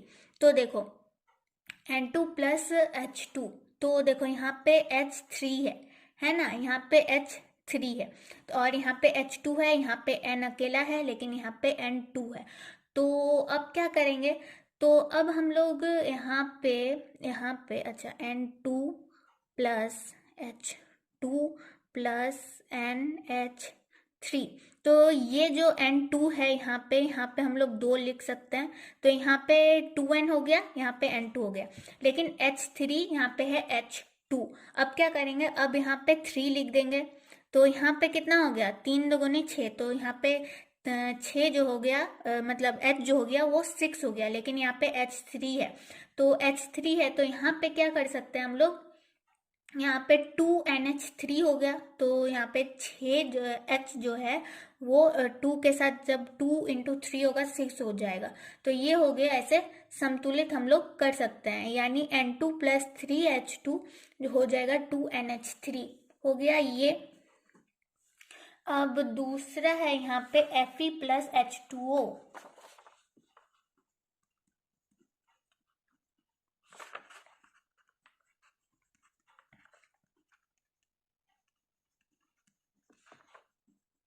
क्या था, H2। देखो इसको कैसे संतुलित करेंगे, सो यहाँ पे Fe अकेला है, लेकिन यहाँ पे Fe3 है, 3 है, H2O यहाँ पे O4 है, और यहाँ पे H2 यानी H जो है वहाँ पे 2 है। तो पहले क्या करेंगे, पहले हम लोग ये जो Fe3 है इसको यहाँ पे 3 लिखते हैं, ये वाला संतुलित हो गया, ठीक है। अब क्या करेंगे, यहाँ पे H2O है, और यहाँ पे तो Fe3O4 है, तो अब क्या करेंगे, यहाँ पे हम लोग 4 दे देते हैं, 4H हो गया, यहाँ पे 2 हो गया, तो यहाँ पे 4 दे देते हैं, तो ये हो गया 8। अब क्या करेंगे, यहाँ पे 4 दे देंगे, है ना, O4 है, तो यहाँ पे दे देंगे 4, तो ये संतुलित हो गया। चलो ऐसे संतुलित करके दिखाना है आप लोगों को। चलो क्वेश्चन नंबर 12 की तरफ अब चलते हैं। एक धातु का नाम अथवा संकेत लिखे जो द्रव अवस्था में पाई जाती है, तो द्रव अवस्था में क्या पाई जाती है, पारा, है ना, पारा पाई जाती है। और अगर पूछ लिया कि धातु का नाम बताइए जो द्रव अवस्था में पाई जाती है, तो क्या हो जाएगा, बताओ, कोई बता सकता है तो कमेंट बॉक्स में कमेंट करना। एक ऐसी अधातु का नाम अथवा संकेत लिखे जो विद्युत के सुचालक है, ठीक है, विद्युत का सुचालक है, तो ये आप लोग अच्छे से आंसर दे सकते हो। आई थिंक ये सब के ऊपर कुछ डिस्कशन करने की अभी जरूरत नहीं है। तो अभी बात कर लेते हैं मार्क्स 4 के लिए। क्वेश्चन मुझे दिखा यहाँ पे क्वेश्चन नंबर 13 में कि निकट दृष्टि दोष क्या है, इसके क्या कारण है, इसका संशोधन किस प्रकार संभव है। तो निकट दृष्टि दोष, देखो इसमें थोड़ा सा ना स्टूडेंट को कंफ्यूज होता है, सोच लेते हैं निकट दृष्टि दोष है तो निकट की चीज़ों में देखने में प्रॉब्लम होगा, लेकिन ऐसा नहीं है। निकट दृष्टि दोष में क्या होता है कि दूर बैठे चीज़ों को या फिर दूर की चीज़ों को देखने में प्रॉब्लम होती है, जो दूर चीज़ें हैं ना उसको देखने में प्रॉब्लम होती है निकट दृष्टि दोष में। इसके क्या कारण है, तो निकट दृष्टि दोष क्या है, इसके क्या कारण है, तो इसके 2 कारण प्रमुखता माने जाते हैं। पहला तो नेत्र गोलक का बड़ा हो जाना, ठीक है, आप लोग एक कारण भी दे सकते हैं, 2 कारण भी दे सकते हैं। तो पहला कारण है नेत्र गोलक का बड़ा हो जाना, और दूसरा कारण जैसा कि हमें पता है कि पक्षमाभी पेशियां जो होती है आंख में, पलके जो हम लोग बंद करते हैं खोलते हैं, तो वो जो किसकी वजह से होती है, पक्षमाभी पेशियों के कारण। तो पक्षमाभी पेशियों में सिकुड़ने की क्षमता में कमी आ जाती है। तो इसके 2 रीजन है, पहले तो नेत्रगोलक बड़ा हो जाता है, और दूसरा है पक्षमाभी पेशियों में सिकुड़ने की क्षमता में कमी आ जाती है, ठीक है। निकट दृष्टि दोष क्या है, इसके क्या कारण है। तीसरा क्वेश्चन है इसका संशोधन किस प्रकार संभव है, तो इसका संशोधन तो पता ही है, अवतल लेंस द्वारा ही हो सकता है, यानी जितना फोकस होगा कि किसी इंसान, हर एक इंसान का पावर होता है, आप लोगों को पता है ना, पावर के हिसाब से चश्मा दिया जाता है। तो लेकिन आप लोगों को लिखना है इसका संशोधन अवतल लेंस द्वारा ही संभव है। तो ऐसा आप लोग नोट्स में लिख सकते हैं या फिर सजा के लिख सकते हैं कि निकट दृष्टि दोष क्या है। तो ऐसी दृष्टि दोष जिसके कारण आंख को निकट स्थित वस्तु तो साफ साफ दिखाई देता है, परंतु दूर स्थित वस्तु साफ साफ दिखाई नहीं देता है, वो क्या कहलाता है, निकट दृष्टि दोष कहलाता है। इसके क्या कारण है, तो मैंने अभी बताया, इसके दो कारण है। एक तो पक्षमापी पेशियों की सिकुड़ने की क्षमता में कमी आ जाती है, और दूसरा कारण आप लोग लिख सकते हैं कि नेत्र गोलक का जो मतलब नेत्र गोलक होता है वो बड़ा हो जाता है। यहाँ पे और एक क्वेश्चन था कि इसका संशोधन किस प्रकार संभव है, तो मतलब इस दोष को दूर करने के लिए अवतल लेंस का उपयोग करके हम लोग इसको संशोधित कर सकते हैं। तो अगर आप लोग अच्छा से सजा के पैराग्राफ के हिसाब से लिखते हैं तो आप लोगों का 4 मार्क्स आना संभव है। ठीक है, चलो क्वेश्चन नंबर 13 देख लिया हम लोगों ने। अब क्वेश्चन नंबर 14, तो ऑक्सीजन के योग या ह्रास के आधार पर उपचयन एवं अपचयन की व्याख्या कीजिए, प्रत्येक के लिए एक एक उदाहरण दीजिए। मैंने थोड़ी देर पहले ही 5 अभिक्रिया के बारे में डिस्कस किया था, है ना, 5 अभिक्रिया, तो मैंने थोड़ा बहुत बताया भी था आप लोगों को। तो देखो आप लोगों को मैंने जब इस चैप्टर के ऊपर बात हुई थी हम लोगों की, तो मैंने आप लोगों को एक ऑब्जेक्टिव क्वेश्चन बताया था, हालांकि ये 4 मार्क्स के लिए। तो ऑब्जेक्टिव क्वेश्चन ये बताया था कि उपचयन और अपचयन अभिक्रिया को साथ में क्या कहता है। किसी को याद है तो कमेंट बॉक्स में जरूर कमेंट करना, नहीं तो मैं यहाँ पे बता देती हूँ। उपचयन अपचयन अभिक्रिया को साथ में रेडॉक्स अभिक्रिया कहते हैं। हाँ, तो अगर रेडॉक्स कहीं पे लिखा हुआ हो तो आप लोगों को समझ जाना होगा कि उपचयन अपचयन की एक साथ बात हो रही है। ऑक्सीजन के योग या ह्रास के आधार पर उपचयन अपचयन की अभिक्रिया की व्याख्या कीजिए, यानी हमें परिभाषा देना है उपचयन अपचयन की। प्रत्येक के लिए एक उदाहरण दीजिए। ठीक है, प्रत्येक के लिए उदाहरण मैं काम करती हूँ यहाँ पे। उदाहरण मैं आप लोगों को उपचयन अभिक्रिया की अगर बात कर ले तो हम लोग उदाहरण दे सकते हैं MgO2, ये अभिक्रिया के फलस्वरूप MgO हो जाएगा। अपचयन अभिक्रिया का अगर एक उदाहरण दिया जाए, अगर आप लोगों के पास नोट्स नहीं है तो ये नोट कर लो, बहुत इंपॉर्टेंट सवाल है ये। तो ये बन जाएगा H2O। उपचयन अपचयन अभिक्रिया, साथ में इसको क्या कहते हैं, रेडॉक्स अभिक्रिया। और हाँ, व्याख्या करने के लिए भी पूछा गया है, तो आप लोग उपचयन अभिक्रिया की परिभाषा में ये लिख सकते हो कि अभिक्रिया के फलस्वरूप किसी पदार्थ में ऑक्सीजन का योग, यहाँ पे ऑक्सीजन का योग हुआ है ऑक्सीजन का, तो क्या लिखना है, अभिक्रिया के फलस्वरूप किसी पदार्थ में ऑक्सीजन का योग अथवा हाइड्रोजन का पृथक्करण। ठीक है, हाइड्रोजन का पृथक्करण हो जाता है तो उपचयन अभिक्रिया कहलाता है। और अपचयन अभिक्रिया में क्या होता है कि अभिक्रिया के फलस्वरूप किसी पदार्थ से ऑक्सीजन का पृथक्करण और हाइड्रोजन का योग अपचयन अभिक्रिया कहलाता है। यानी उपचयन अपचयन का बिल्कुल ऑपोजिट है, बिल्कुल विलंब हो। उपचयन अभिक्रिया में क्या होता है, सुनो अच्छे से सुनो। उपचयन अभिक्रिया में ऑक्सीजन का योग होता है, उपचयन अभिक्रिया में ऑक्सीजन का योग होता है, O2 का योग होता है, और हाइड्रोजन का क्या होता है, हाइड्रोजन का पृथक्करण होता है।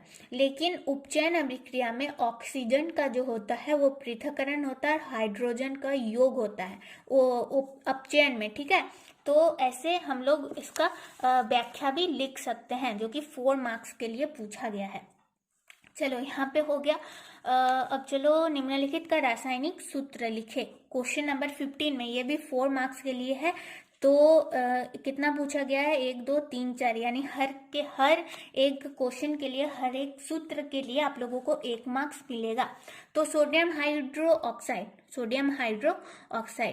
NaOH, कैल्शियम ऑक्साइड का तो बहुत आसान है, CaO, हाइड्रोजन क्लोराइड का HCl, और कॉपर सल्फेट का हो जाएगा CuSO4। हो गया तीनों का। Sodium hydro oxide NOH, calcium oxide CO, hydrogen chloride HCl, copper sulphate CuSO4।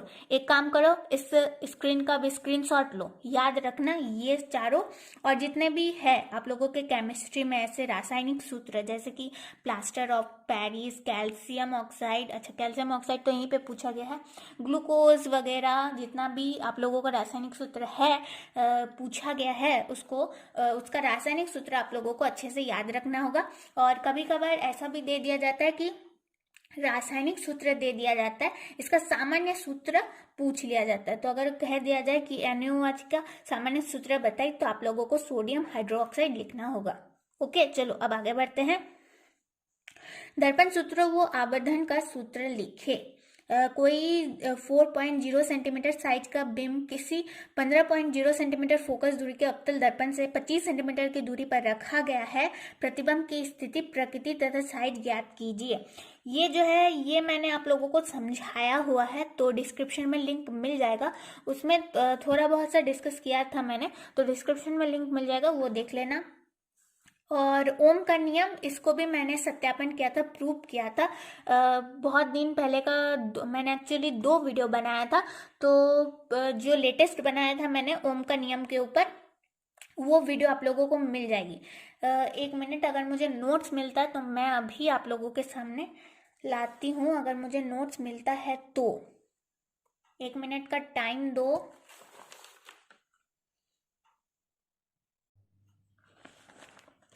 देखो यहाँ पे मेरे पास है तो, लेकिन इसको फिर से बेसिक से मुझे समझाना पड़ेगा आप लोगों को।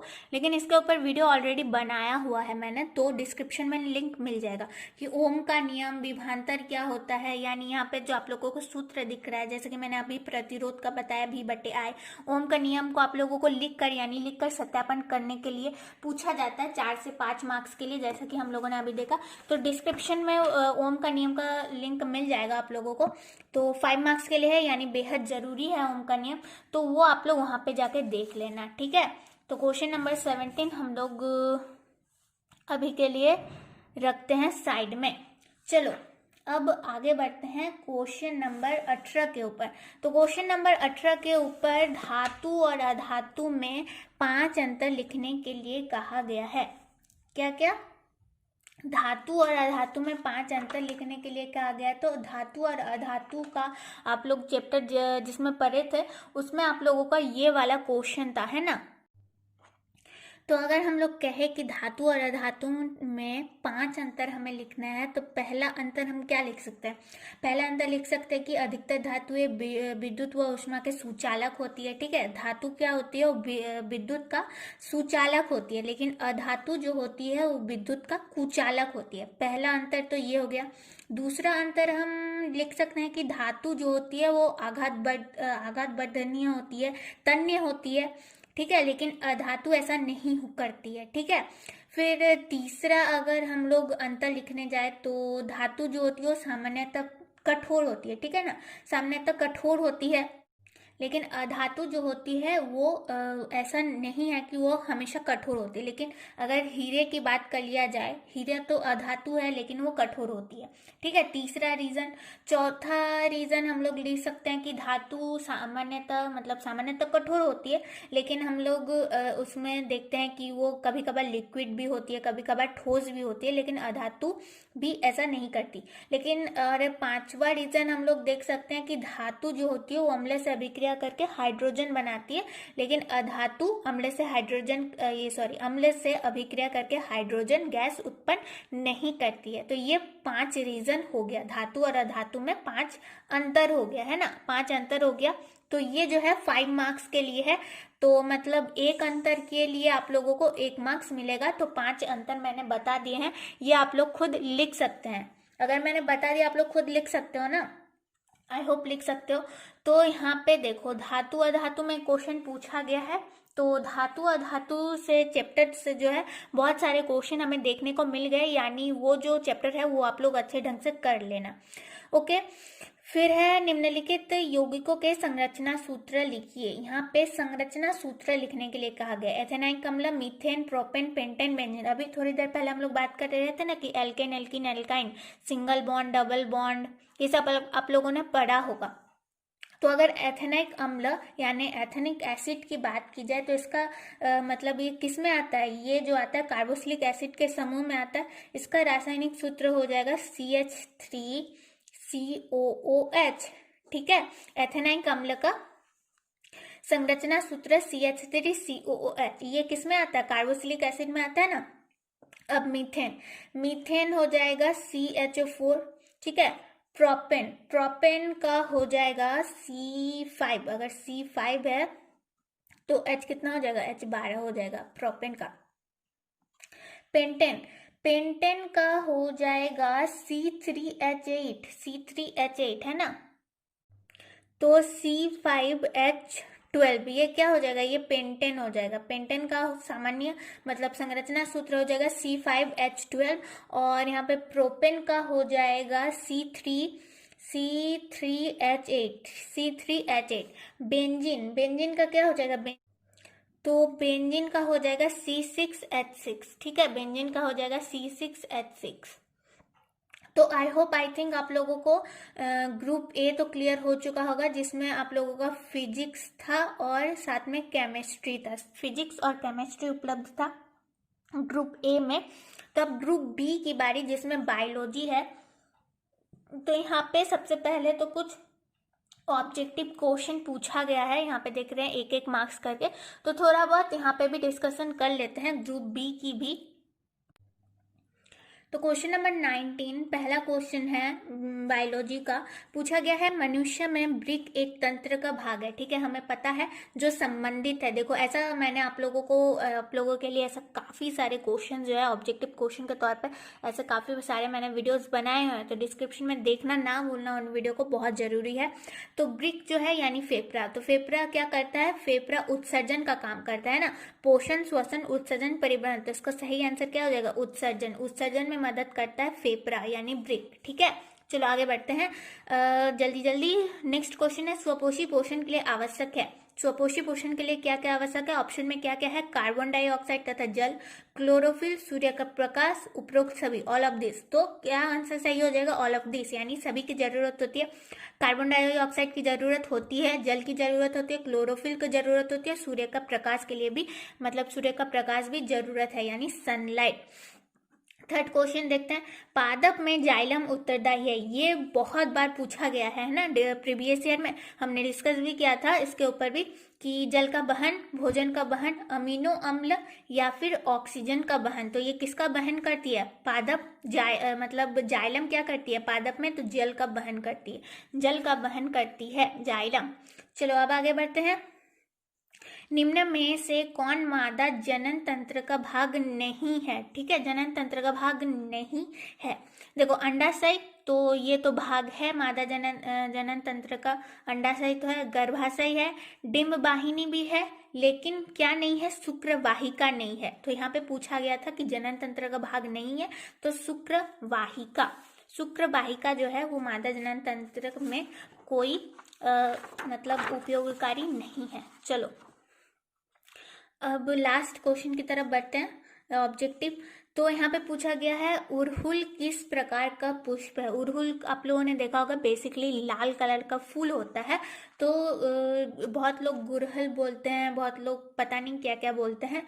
तो यहाँ पे क्या क्या है, द्विलिंगी, एकलिंगी, दोनों या फिर इनमें से कोई नहीं। तो आप लोगों को पता होगा ये द्विलिंगी है। उड़हुल किस प्रकार का पुष्प है, द्विलिंगी का।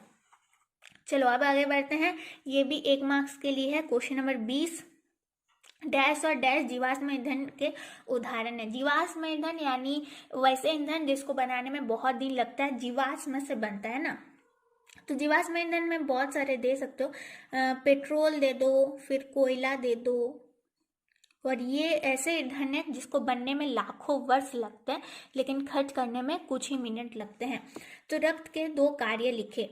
तो रक्त के 2 कार्य, सबसे पहला तो लिख सकते हो ऑक्सीजन यानी O2 का परिवहन, O2 का परिवहन ये क्या करता है, ऑक्सीजन को क्या करता है, रक्त हमारे बॉडी में ऑक्सीजन को हमारे शरीर के हर एक कोशिका में ऑक्सीजन को पहुंचाता है। फिर ऑक्सीजन ग्लूकोज का विखंडन करता है, ग्लूकोज का विखंडन हुआ, फिर ग्लूकोज का विखंडन से हमें क्या मिलता है, हमें मिलता है ग्लूकोज, ग्लूकोज से क्या मिलता है, हमें मिलता है ऊर्जा। तो अगर रक्त का काम बताया जाए तो हम लोग लिख सकते हैं कि ऑक्सीजन का परिवहन। ठीक है, चलो आगे बढ़ते हैं। चलो नेक्स्ट है कि दो ऐसे जंतुओं का नाम लिखे जिसमें बाह्य निषेचन होता है। तो जो दो जंतु का नाम, तो दो जंतु का नाम लिख दो कि गाय और मुर्गी। ठीक है, गाय मुर्गी लिख दो। ठीक है, तो धूम्रपान स्वास्थ्य के लिए हानिकारक है कैसे? तो धूम्रपान यानी smoking, how is smoking injuries to health.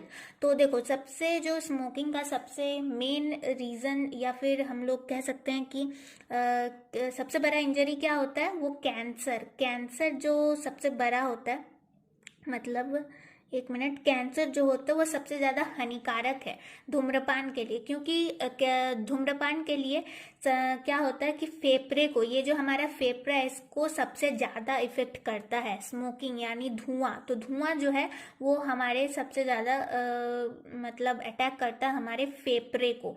तो फिर क्या होता है कि कई प्रकार के कैंसर होते हैं, फेफड़े में कैंसर होता है, गले में कैंसर हो सकता है, पेट में कैंसर हो सकता है। ये काफ़ी नुकसान पहुंचाता है हमारी शरीर को धूम्रपान। ठीक है, तो आप लोग ये थोड़ा बढ़ा के लिख सकते हो 2 मार्क्स के लिए, जितना कुछ मान लो 50 वर्ड में लिख दिया आप लोगों ने कि फेफड़े को इफेक्ट करता है यानी फेफड़े को प्रभावित करता है। तो फिर ये सब फेफड़ा जो है ये सिर्फ गले में हो सकता है, फेफड़े में भी हो सकता है, पेट में हो सकता है, तो कैंसर लिख देना। तो लैंगिक जनन के कोई 2 लाभ लिखो। ठीक है, ये जो है ये भी 2 मार्क्स के लिए पूछा गया है, तो 2 मार्क्स के लिए थोड़ा बहुत लिखना पड़ेगा। तो देखो, इस क्वेश्चन को मैं अलग से समझा दूंगी। यहाँ पे जितने और 1-2 क्वेश्चन है, जैसे कि स्वयंपोषी तथा विषमपोषी में कोई 4 अंतर लिखो। तो 4 मार्क्स के लिए आप लोगों को थोड़ा बहुत लिखना पड़ेगा, अच्छा खासा थोड़ा सा पैराग्राफ वाइज लिखना पड़ेगा। 4 अंतर यानी 1 अंतर के लिए 1 मार्क्स। तो मैं क्या करूंगी, आप लोगों के लिए नोट सहित 4-5 मिनट का हर एक क्वेश्चन के ऊपर, जैसे कि इस क्वेश्चन के ऊपर 4-5 मिनट का एक वीडियो लाऊंगी, जिसमें हम स्वपोषी पोषण क्या है, विषमपोषी पोषण क्या है और उसका 4 अंतर के बारे में बात करेंगे। ठीक है, तो मैं एक ऐसा वीडियो लाऊंगी तो उसमें थोड़ा सा बात कर लेंगे, हम लोग डिस्कस कर लेंगे। तो चैनल को कर लेना सब्सक्राइब। अब चलो, दिए गए चित्र 1 और 2 में नामांकित करें, 2 कार्य लिखे। तो यहाँ पे आप लोगों को कार्य लिखना है। यहाँ पे 27 में मानव उत्सर्जन तंत्र का नामांकित चित्र बनाइए। तो इसके ऊपर भी शायद मैंने एक वीडियो बनाया हुआ था, उत्सर्जन तंत्र और श्वसन तंत्र। तो ऐसे कुछ वीडियोस आप लोगों को डिस्क्रिप्शन में लिंक मिल जाएंगे, और अगर नहीं है मैं देख लूँगी, अगर मुझे लिंक नहीं मिला, वीडियो नहीं मिला, तो कुछ ही दिनों में, मतलब अगर आज ये वीडियो अपलोड हुआ तो 1-2 दिन के अंदर मैं नोट सहित वीडियो ला दूंगी। ठीक है, नोट सहित वीडियो ला दूंगी, समझा दूंगी, फिर उसको टेलीग्राम में भी नोट आप लोगों को शेयर कर दूंगी। चलो बस आज के लिए इतना ही। आई होप आप लोगों को समझ में आ चुका होगा, है ना। यहाँ पे हमने पूरे क्वेश्चन के ऊपर डिस्कस कर लिया है, जो मॉडल पेपर क्वेश्चन था आप लोगों का। तो अगर कहीं भी प्रॉब्लम होता है तो कमेंट बॉक्स में कमेंट कर सकते हो। वीडियो अगर अच्छी लगे तो लाइक करना ना भूलना, एंड अपने दोस्तों के साथ से भी शेयर करना। तो बस आज के लिए इतना ही। Hello, welcome to study classes. तो जैसा कि आप लोग देख पा रहे हैं, आज हम लोग डिस्कस करने वाले हैं जैक का सोशल साइंस का मॉडल पेपर। तो हमने जैक का जो है साइंस का और मैथ का मॉडल पेपर का सॉल्यूशन देख लिया है। तो अगर आप लोगों ने वो वीडियो नहीं देखा है तो डिस्क्रिप्शन में लिंक मिल जाएगा, वो वीडियो देख लेना। और बस वीडियो शुरू करने से पहले मैं ये कहना चाहूँगी कि वीडियो को कंप्लीट करके देखना, तभी आप लोगों को पूरा बेनिफिट मिलेगा। ठीक है, तो जैसा कि हम लोग यहाँ पे देख रहे हैं, ये सेट 1 है और आप लोगों को सोशल साइंस में 3 घंटे मिलने वाले हैं। यहाँ पे इतिहास का आप लोगों को 23 अंक, भूगोल का भी 23 अंक, नागरिक शास्त्र यानी सिविक्स का भी 22 अंक और अर्थशास्त्र का यानी इकोनॉमिक्स का 22 अंक मिलने वाला है। तो आप लोगों को हर एक सब्जेक्ट में यानी इतिहास, भूगोल, नागरिक शास्त्र में हर एक सब्जेक्ट में यहाँ पे कुछ ऑब्जेक्टिव क्वेश्चंस दिए गए हैं। तो सबसे पहले हम लोग थोड़ा बहुत ऑब्जेक्टिव क्वेश्चंस की ऊपर ध्यान दे देते हैं, फिर हम लोग सब्जेक्टिव क्वेश्चंस की तरफ आगे बढ़ेंगे, ठीक है। तो चलो सबसे पहले इतिहास के बारे में बात कर लेते हैं। सो यहाँ पे 1 अंक ऑब्जेक्टिव क्वेश्चन का है। सबसे पहला यहाँ पे आप लोगों को क्वेश्चन दिख रहा है कि सामाजिक उपबंध नामक पुस्तक के लेखक कौन थे।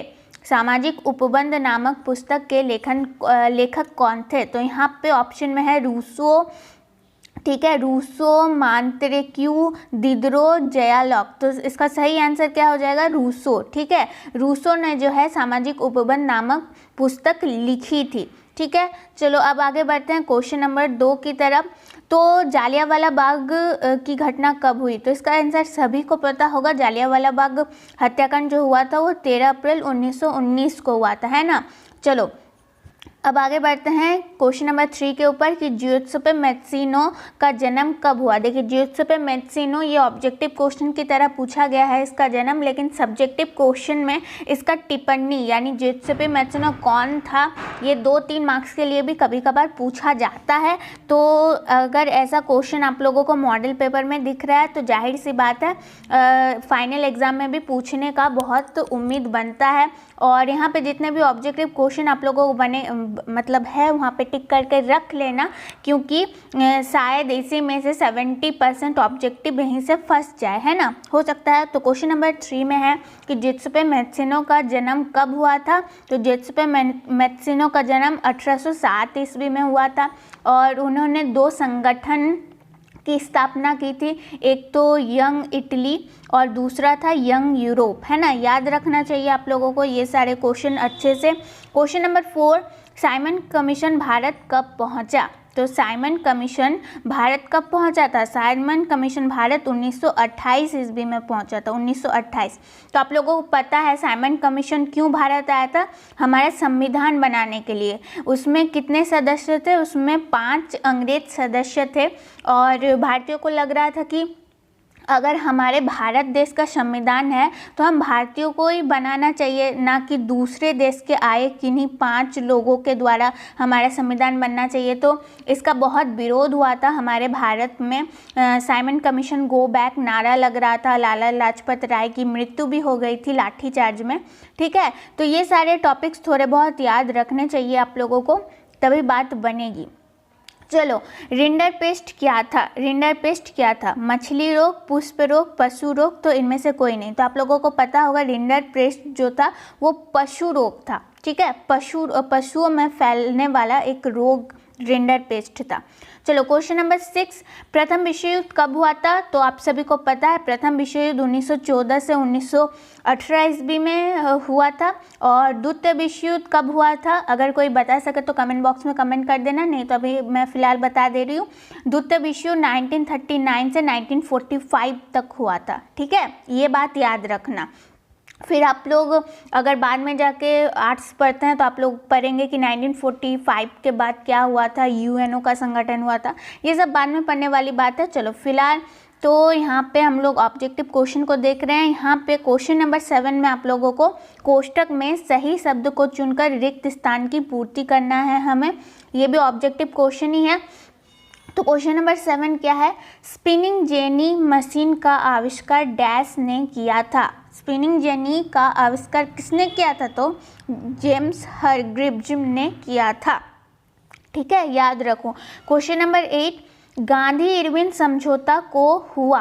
गांधी इरविन समझौता डैश को हुआ। तो कब हुआ था गांधी इरविन समझौता, ये हुआ था 5 मार्च 1931 को, ठीक है, 5 मार्च 1931 को। तो यहीं तक हमारा हिस्ट्री इतिहास का ऑब्जेक्टिव क्वेश्चन खत्म होता है। आप लोग यहाँ पे देख रहे होंगे ये सब्जेक्टिव क्वेश्चन है, तो सब्जेक्टिव क्वेश्चन के ऊपर बाद में हम लोग डिस्कस करेंगे।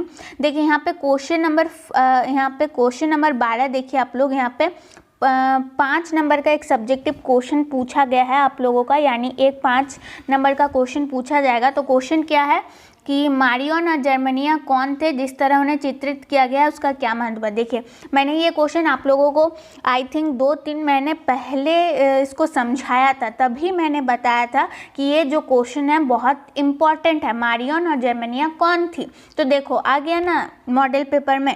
तो जो मैं आप लोगों को नोट्स देती हूँ और जो कहती हूँ कि भाई ये क्वेश्चन इम्पॉर्टेंट है, तो उसको लाइटली मत लिया करो, वो सच में इम्पॉर्टेंट होती है। इसीलिए मैं बताती हूँ कि भाई ये क्वेश्चन इम्पॉर्टेंट है। तो मैंने आप लोगों को नोट्स भी लिखा दिए थे कि मारियन और जर्मनिया कौन थी और जिस तरह उन्हें चित्रित किया गया उसका क्या महत्व है। तो अगर डिस्क्रिप्शन में लिंक मिल जाएगा, नोट बना लेना, ठीक है। इस क्वेश्चन का जाहिर सी बात है पूछ भी सकता है, और यहाँ और में भी एक क्वेश्चन है, तो इन दोनों क्वेश्चन में से शायद एक पूछ भी ले। तो दूसरा क्वेश्चन यहाँ पे है, 19वीं सदी के यूरोप में कुछ उद्योगपति मशीनों के बजाय हाथ से काम करने वाले श्रमिकों को प्राथमिकता क्यों देते थे। चलो इसको भी मैं समझा दूंगी, ठीक है, नोट सहित। इसके लिए 4-5 मिनट का एक वीडियो बना दूंगी। चलो क्वेश्चन नंबर 13, ये 2 मार्क्स के लिए है। यहाँ पे बना हुआ है मानचित्र, और आप लोगों को दर्शाना है अफ्रीका कहाँ है, सूरत का है। सूरत बंदरगाह क्या आप लोगों ने पढ़ा होगा सूरत बंदरगाह के बारे में, है ना। चलो अब आगे बढ़ते हैं। यहाँ पे भूगोल, तो यहाँ भी बहुविकल्प प्रश्न है 1 अंक के लिए। चलो इसको सॉल्व कर लेते हैं। तो क्वेश्चन नंबर 14 में क्या है कि निम्न में कौन सी एजेंसी सार्वजनिक क्षेत्र में स्टील को बाजार में उपलब्ध करवाती है, यानी वो कौन सी कंपनी है जो स्टील को बाजार में सार्वजनिक तरीके से उपलब्ध करवाती है। तो ऑप्शन में क्या क्या है, हेल, सेल, टाटा स्टील और एमएनसीसी। तो सार्वजनिक क्षेत्र में कौन उपलब्ध करवाता है, तो सार्वजनिक क्षेत्र में उपलब्ध करवाने वाली एजेंसी का नाम है सेल, ठीक है।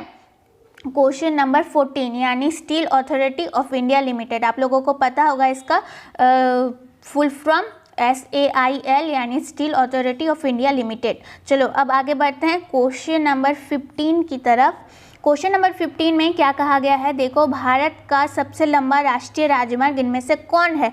तो राष्ट्रीय राजमार्ग को हम लोग इंग्लिश में क्या कहते हैं, NH। तो नेशनल हाईवे, तो सबसे लंबा यानी इंडिया का सबसे लंबा NH नेशनल हाईवे कौन सा है। तो नेशनल हाईवे NH भी कहीं कहीं जगह लिखा होता है, तो आप लोगों को कंफ्यूज नहीं होना और आप लोगों को पता होना चाहिए ये जो NH नंबर 7 है यानी राष्ट्रीय राजमार्ग नंबर 7 है, वो इंडिया का सबसे लंबा रूट है, सबसे लंबा राजमार्ग है। चलो क्वेश्चन नंबर 16 इनमें से कौन सी रबी फसल है। तो हम लोग ऑप्शन देख लेते हैं कौन सी रबी फसल है पूछा गया, ठीक है। चावल, मोटियाना, चना, कपास। तो चना जो है वो रबी फसलों में से एक है। चलो क्वेश्चन नंबर 17 नवीकरणीय योग्य संसाधन का एक उदाहरण है सौर ऊर्जा, बॉक्साइट, कोयला, पेट्रोलियम। तो नवीकरणीय, सबसे पहले हमें समझना होगा कि नवीकरणीय संसाधन होता क्या है। तो नवीकरणीय संसाधन वैसे संसाधन को हम कहते हैं जिसका मतलब जो खत्म होने के बाद हम उसको फिर से पुनः प्राप्ति कर सकते हैं। तो मान लो अगर बॉक्साइट खत्म हो जाता है तो उसकी पुनः प्राप्ति में लाखों वर्ष लग जाएंगे। पेट्रोल को बनने में लाखों वर्ष लगते हैं। कोयला भी उसी प्रकार है, जीवाश्म ईंधन है ये सब ना। कोयला और पेट्रोल तो जीवाश्म ईंधन है, इसको बनने में तो लाखों साल लगते हैं। लेकिन सौर ऊर्जा किससे बनती है, सूर्य की प्रकाश से। तो सूर्य की प्रकाश से हम लोग ऊर्जा यानी संसाधन को जल्दी से प्राप्त कर सकते हैं। तो नवीकरणीय योग्य संसाधन का एक उदाहरण है सौर ऊर्जा, ठीक है। चलो अब आगे बढ़ते हैं। तो यहाँ पे आप लोगों को 2 अंक यानी 40 शब्दों में उत्तर देना है। तो यहाँ पे मैं स्क्रीन रिकॉर्डिंग में बता रही हूँ, एक्चुअली मुझे प्रिंट करने का टाइम नहीं मिला और आप लोगों के पास भी टाइम कम है, तो मैंने सोचा ऐसे ही बना दूँ। तो अभी तो सब्जेक्टिव क्वेश्चन के ऊपर मैं नोट्स बना के आप लोगों को नहीं समझा सकती, इसलिए थोड़ी बातें मैं अभी बता देती हूँ। देखो मैंने कहा था ना मिट्टी के ऊपर भूगोल से बहुत क्वेश्चन बनता है। मैंने जब भूगोल का आप लोगों का पूरा बुक का ऑब्जेक्टिव क्वेश्चन डिस्कस किया था तब मैंने ये चीज़ आप लोगों को नोट करवाई थी कि मिट्टी जो हमारे देश में 6 प्रकार की मिट्टी पाई जाती है ना, लाल मिट्टी, काली मिट्टी, जलोढ़ मृदा, मरुस्थलीय मृदा, तो मैंने कहा था कि ये जो 6 मिट्टी है उसके बारे में आप लोगों को जानकारी रखनी चाहिए और नोट कर लेना। तो देखो आया कि नहीं, जल और मृदा के मुख्य विशेषताओं को लिखे। परंपरागत, और यहाँ पे क्वेश्चन है एक की परंपरागत और गैर परंपरागत ऊर्जा संसाधन में क्या अंतर है, तो ये सब आप लोग लिख सकते हो। वर्षा जल संग्रहण के क्या उद्देश्य, तो इसको तो अच्छा खासा आप लोग लिख सकते हो कि वर्षा जल संग्रहण करने का ये उद्देश्य है कि हम वर्षा के जल को अगर संग्रहित कर ले तभी हमारा जो पानी की उपयोगिता है उसको हम बैलेंस में ला सकते हैं ना। इससे हमारा जल को जो उपयोग करने के लिए हमें जल की आवश्यकता होती है वो हमारे पास रहेगा। ऐसे करके आप लोग लिख सकते हो। चलो ये वाला जो क्वेश्चन है मैं यहाँ पे आप लोगों को बताती हूँ कि चावल की खेती के लिए उपयुक्त भौगोलिक परिस्थितियों का वर्णन करें। ये वाला क्वेश्चन बहुत इंपॉर्टेंट है। मैं ट्राई करती हूँ आज ही इसको नोट बना के आप लोगों के सामने वीडियो ला देना का, ठीक है। नोट सहित अगर आप लोग वीडियो देखते हैं तो आप लोगों के लिए अच्छा है। नोट सहित अगर मैं वीडियो लाती हूँ तो प्लीज़ यार प्लीज़, मैं कह रही हूँ नोट्स बना लो। मैं इतना मेहनत करती हूँ ताकि आप लोगों को अच्छे से नोट्स मिल सके, ठीक है ना। खुद नोट्स मैं बना लेती हूँ तो सोचती हूँ कि यार आप लोगों को भी नोट्स मिल जाए। चलो अब बढ़ते हैं नागरिक शास्त्र यानी सिविक्स की तरफ। यहाँ भी कुछ ऑब्जेक्टिव क्वेश्चंस आप लोगों को दिख रहे हैं। तो क्वेश्चन नंबर 24, झारखंड राज्य का गठन कब हुआ, तो ये सभी झारखंड के वासियों को, झारखंड के स्टूडेंट को जानना जरूरी है। तो झारखंड राज्य का गठन कब हुआ था, झारखंड राज्य का गठन 2000 ईस्वी में हुआ था। 2000 ईस्वी 15 नवंबर, डेट भी याद रखो, साथ में शायद डेट भी पूछ लिया जाए। तो झारखंड राज्य का गठन कब हुआ था और ये कैसे हुआ था, बिहार से अलग होके।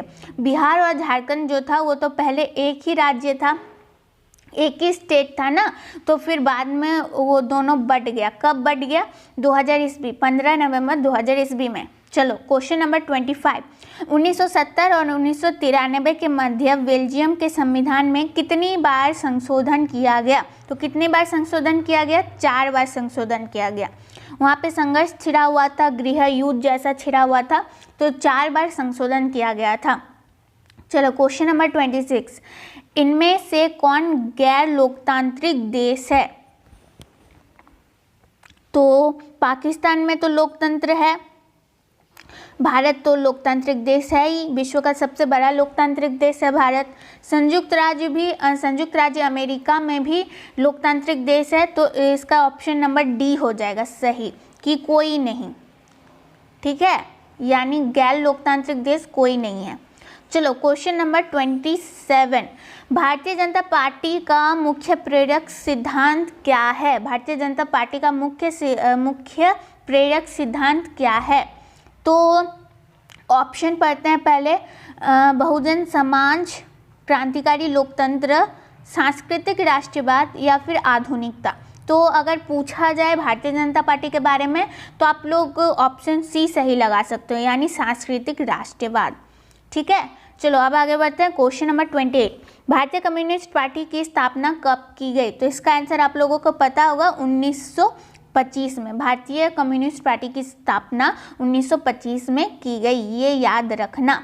चलो यहाँ भी कोष्टक हमें भरना है, यानी इतिहास में और नागरिक शास्त्र में अच्छा खासा ऑब्जेक्टिव क्वेश्चन हमें देखने को मिल जाएगा। तो मैंने इतिहास का ऑब्जेक्टिव क्वेश्चन का वीडियो बना रखा है, भूगोल का भी बना रखा है, और अगर आप लोग चाहते हैं कि सिविक्स का भी बनाऊं तो एक बार कमेंट बॉक्स में कमेंट कर देना कि दीदी नागरिक शास्त्र का भी, यानी सिविक्स CIVICS सिविक्स का भी ऑब्जेक्टिव क्वेश्चन के ऊपर वीडियो बना दीजिए, ठीक है। चलो क्वेश्चन नंबर 29 देख रहे थे ना हम लोग कि श्रीलंका स्वतंत्र राष्ट्र में बना, यानी ये वाला क्वेश्चन ना बहुत इम्पोर्टेंट है। देखो मैं अपनी बात बताती हूँ, मुझे याद है जब मैंने जिस साल एग्ज़ाम दिया था ना, ये क्वेश्चन पूछा गया था। जब मैंने एग्ज़ाम दिया था 10th का, तो ये क्वेश्चन हमारे पेपर में भी आया था कि श्रीलंका स्वतंत्र राष्ट्र कब बना, क्वेश्चन नंबर 29। तो कब बना था, 1948 ईस्वी में। चलो question number 30, Bahujan Samaj party का गठन कब किया गया, तो बहुजन समाज पार्टी का गठन 1984 ईस्वी में किया गया था, ठीक है, 1984 ईस्वी में। क्वेश्चन नंबर 31, क्वेश्चन नंबर 31 में पूछा गया है कि 22 भाषाओं को भारतीय संविधान की डैश अनुसूची में रखा गया है। तो इसका आंसर भी आप लोगों को पता होगा, 8वीं अनुसूची में। ठीक है, 8वीं अनुसूची में इंडिया के 22 भाषाओं को दर्जा दिया गया है। आप लोगों को ये भी याद रखना चाहिए कि 8वीं, शायद क्वेश्चन थोड़ा उलट कर पूछ ले कि 8वीं अनुसूची में भारतीय संविधान के कितने भाषाओं को रखा गया है, मतलब भारतीय संविधान के 8वीं अनुसूची में कितने भाषाओं को रखा गया है, तो 22 भाषाओं को रखा गया है। चलो आगे बढ़ते हैं। क्वेश्चन नंबर 32, केंद्र के साथ राज्य सरकारों की साझी दिलचस्पी वाले विषय डैश के अंतर्गत आते हैं। केंद्र के साथ राज्य सरकार, तो देखो यहाँ पे क्या क्या बात की गई, संघ सूची, संवर्धित सूची। ठीक है ना, तो एक सूची में राज्य सरकार के चीज़ों को रखा जाता है, एक सूची में केंद्र सरकार के, और एक सूची में यानी समवर्ती सूची में यहाँ पे केंद्र और राज्य दोनों के सरकारों, मतलब दोनों सरकार जो मिली जुली नियम बनाते हैं उसको समवर्ती सूची में रखा जाता है। ठीक है, चलो अब आगे बढ़ते हैं। अर्थशास्त्र, यहाँ पे अच्छा एक सब्जेक्टिव क्वेश्चंस को देख लेते हैं, या फिर मैं बाद में बता ही दूंगी सब्जेक्टिव क्वेश्चन को। तो सबसे पहले यहाँ पे अर्थशास्त्र की बात कर लेते हैं, यानी इकोनॉमिक्स की। तो क्वेश्चन नंबर 37, विश्व व्यापार संगठन की स्थापना कब हुई? तो विश्व व्यापार संगठन की स्थापना कब हुई थी? तो आप लोगों को पता होगा 1995 में, यानी 1995 में। चलो आगे बढ़ते हैं। क्वेश्चन नंबर 38, राष्ट्रीय ग्रामीण रोजगार गारंटी अधिनियम कितने जिलों में लागू किया गया है? ये क्वेश्चन भी बहुत इम्पॉर्टेंट है। तो राष्ट्रीय ग्रामीण रोजगार गारंटी अधिनियम, इस अधिनियम के तहत क्या होता है कि कुछ लोगों को, मतलब जो लोग बेरोजगार हैं उन्हें कुछ दिनों के लिए, मतलब साल में कुछ कुछ दिनों के लिए उन सरकार की तरफ से रोजगार दिया जाता है, जिसको हम आम भाषा में नरेगा कहते हैं। नरेगा के बारे में आप लोगों को पता ही होगा, तो उसका ही यहाँ पे नाम दिया गया है राष्ट्रीय ग्रामीण रोजगार गारंटी अधिनियम। तो इसकी स्थापना यानी इसको कितने जिलों में लागू किया गया है, ये पूछा गया है ना कि राष्ट्रीय ग्रामीण रोजगार गारंटी अधिनियम कितने जिलों में लागू किया गया है। तो इसका सही आंसर आप लोगों को पता होगा, 200 जिलों में। ठीक है, 200 जिलों में। क्वेश्चन नंबर 39, रोजगार की परिस्थितियों के आधार पर आर्थिक गतिविधियों कितने क्षेत्रक में बांटा गया है? कितने क्षेत्रक में बांटा गया? तीन क्षेत्र में बांटा गया है। चलो क्वेश्चन नंबर 40, नई आर्थिक नीति कब बनाई गई थी? तो नई आर्थिक नीति यानी जो न्यू इकोनॉमी पॉलिसी है उसको कब बनाया गया था? तो 1991 यानी 1991 ईस्वी में बनाया गया था। चलो जीडीपी, क्वेश्चन नंबर 41 यानी जीडीपी सकल घरेलू उत्पादन। ठीक है, याद रखो सकल घरेलू उत्पादन को ही जीडीपी कहते हैं। जीडीपी के पदों में वर्ष 2003 में तृतीय क्षेत्र की हिस्सेदारी कितनी है? तृतीय क्षेत्र, प्राथमिक क्षेत्र में क्या आता है? कृषि आता है। द्वितीय क्षेत्र में औद्योगिक क्षेत्र आता है। तृतीय क्षेत्र में सेवा क्षेत्र आता है। ठीक है, तो सेवा क्षेत्र की कितनी साझेदारी या फिर कितनी हिस्सेदारी रही है 2003 के जीडीपी में? तो इसका सही आंसर हो जाएगा 50 से 60%, यानी ज़्यादातर हिस्सेदारी तृतीय क्षेत्र की रही है, ये हमें समझ में आता है। चलो क्वेश्चन नंबर 42, वैश्वीकरण ने जीवन स्तर के सुधार में सहायता पहुंचाई है। ठीक है, क्या समझाया गया है यहाँ पे कि क्वेश्चन नंबर 42 में वैश्वीकरण ने जीवन स्तर के सुधार में सहायता पहुंचाई है। सभी लोगों के, विकसित देशों के श्रमिकों के, विकासशील देशों के श्रमिकों के, उपयुक्त में से कोई नहीं। तो इसका सही आंसर हो जाएगा कि विकसित देशों के श्रमिकों के। ठीक है,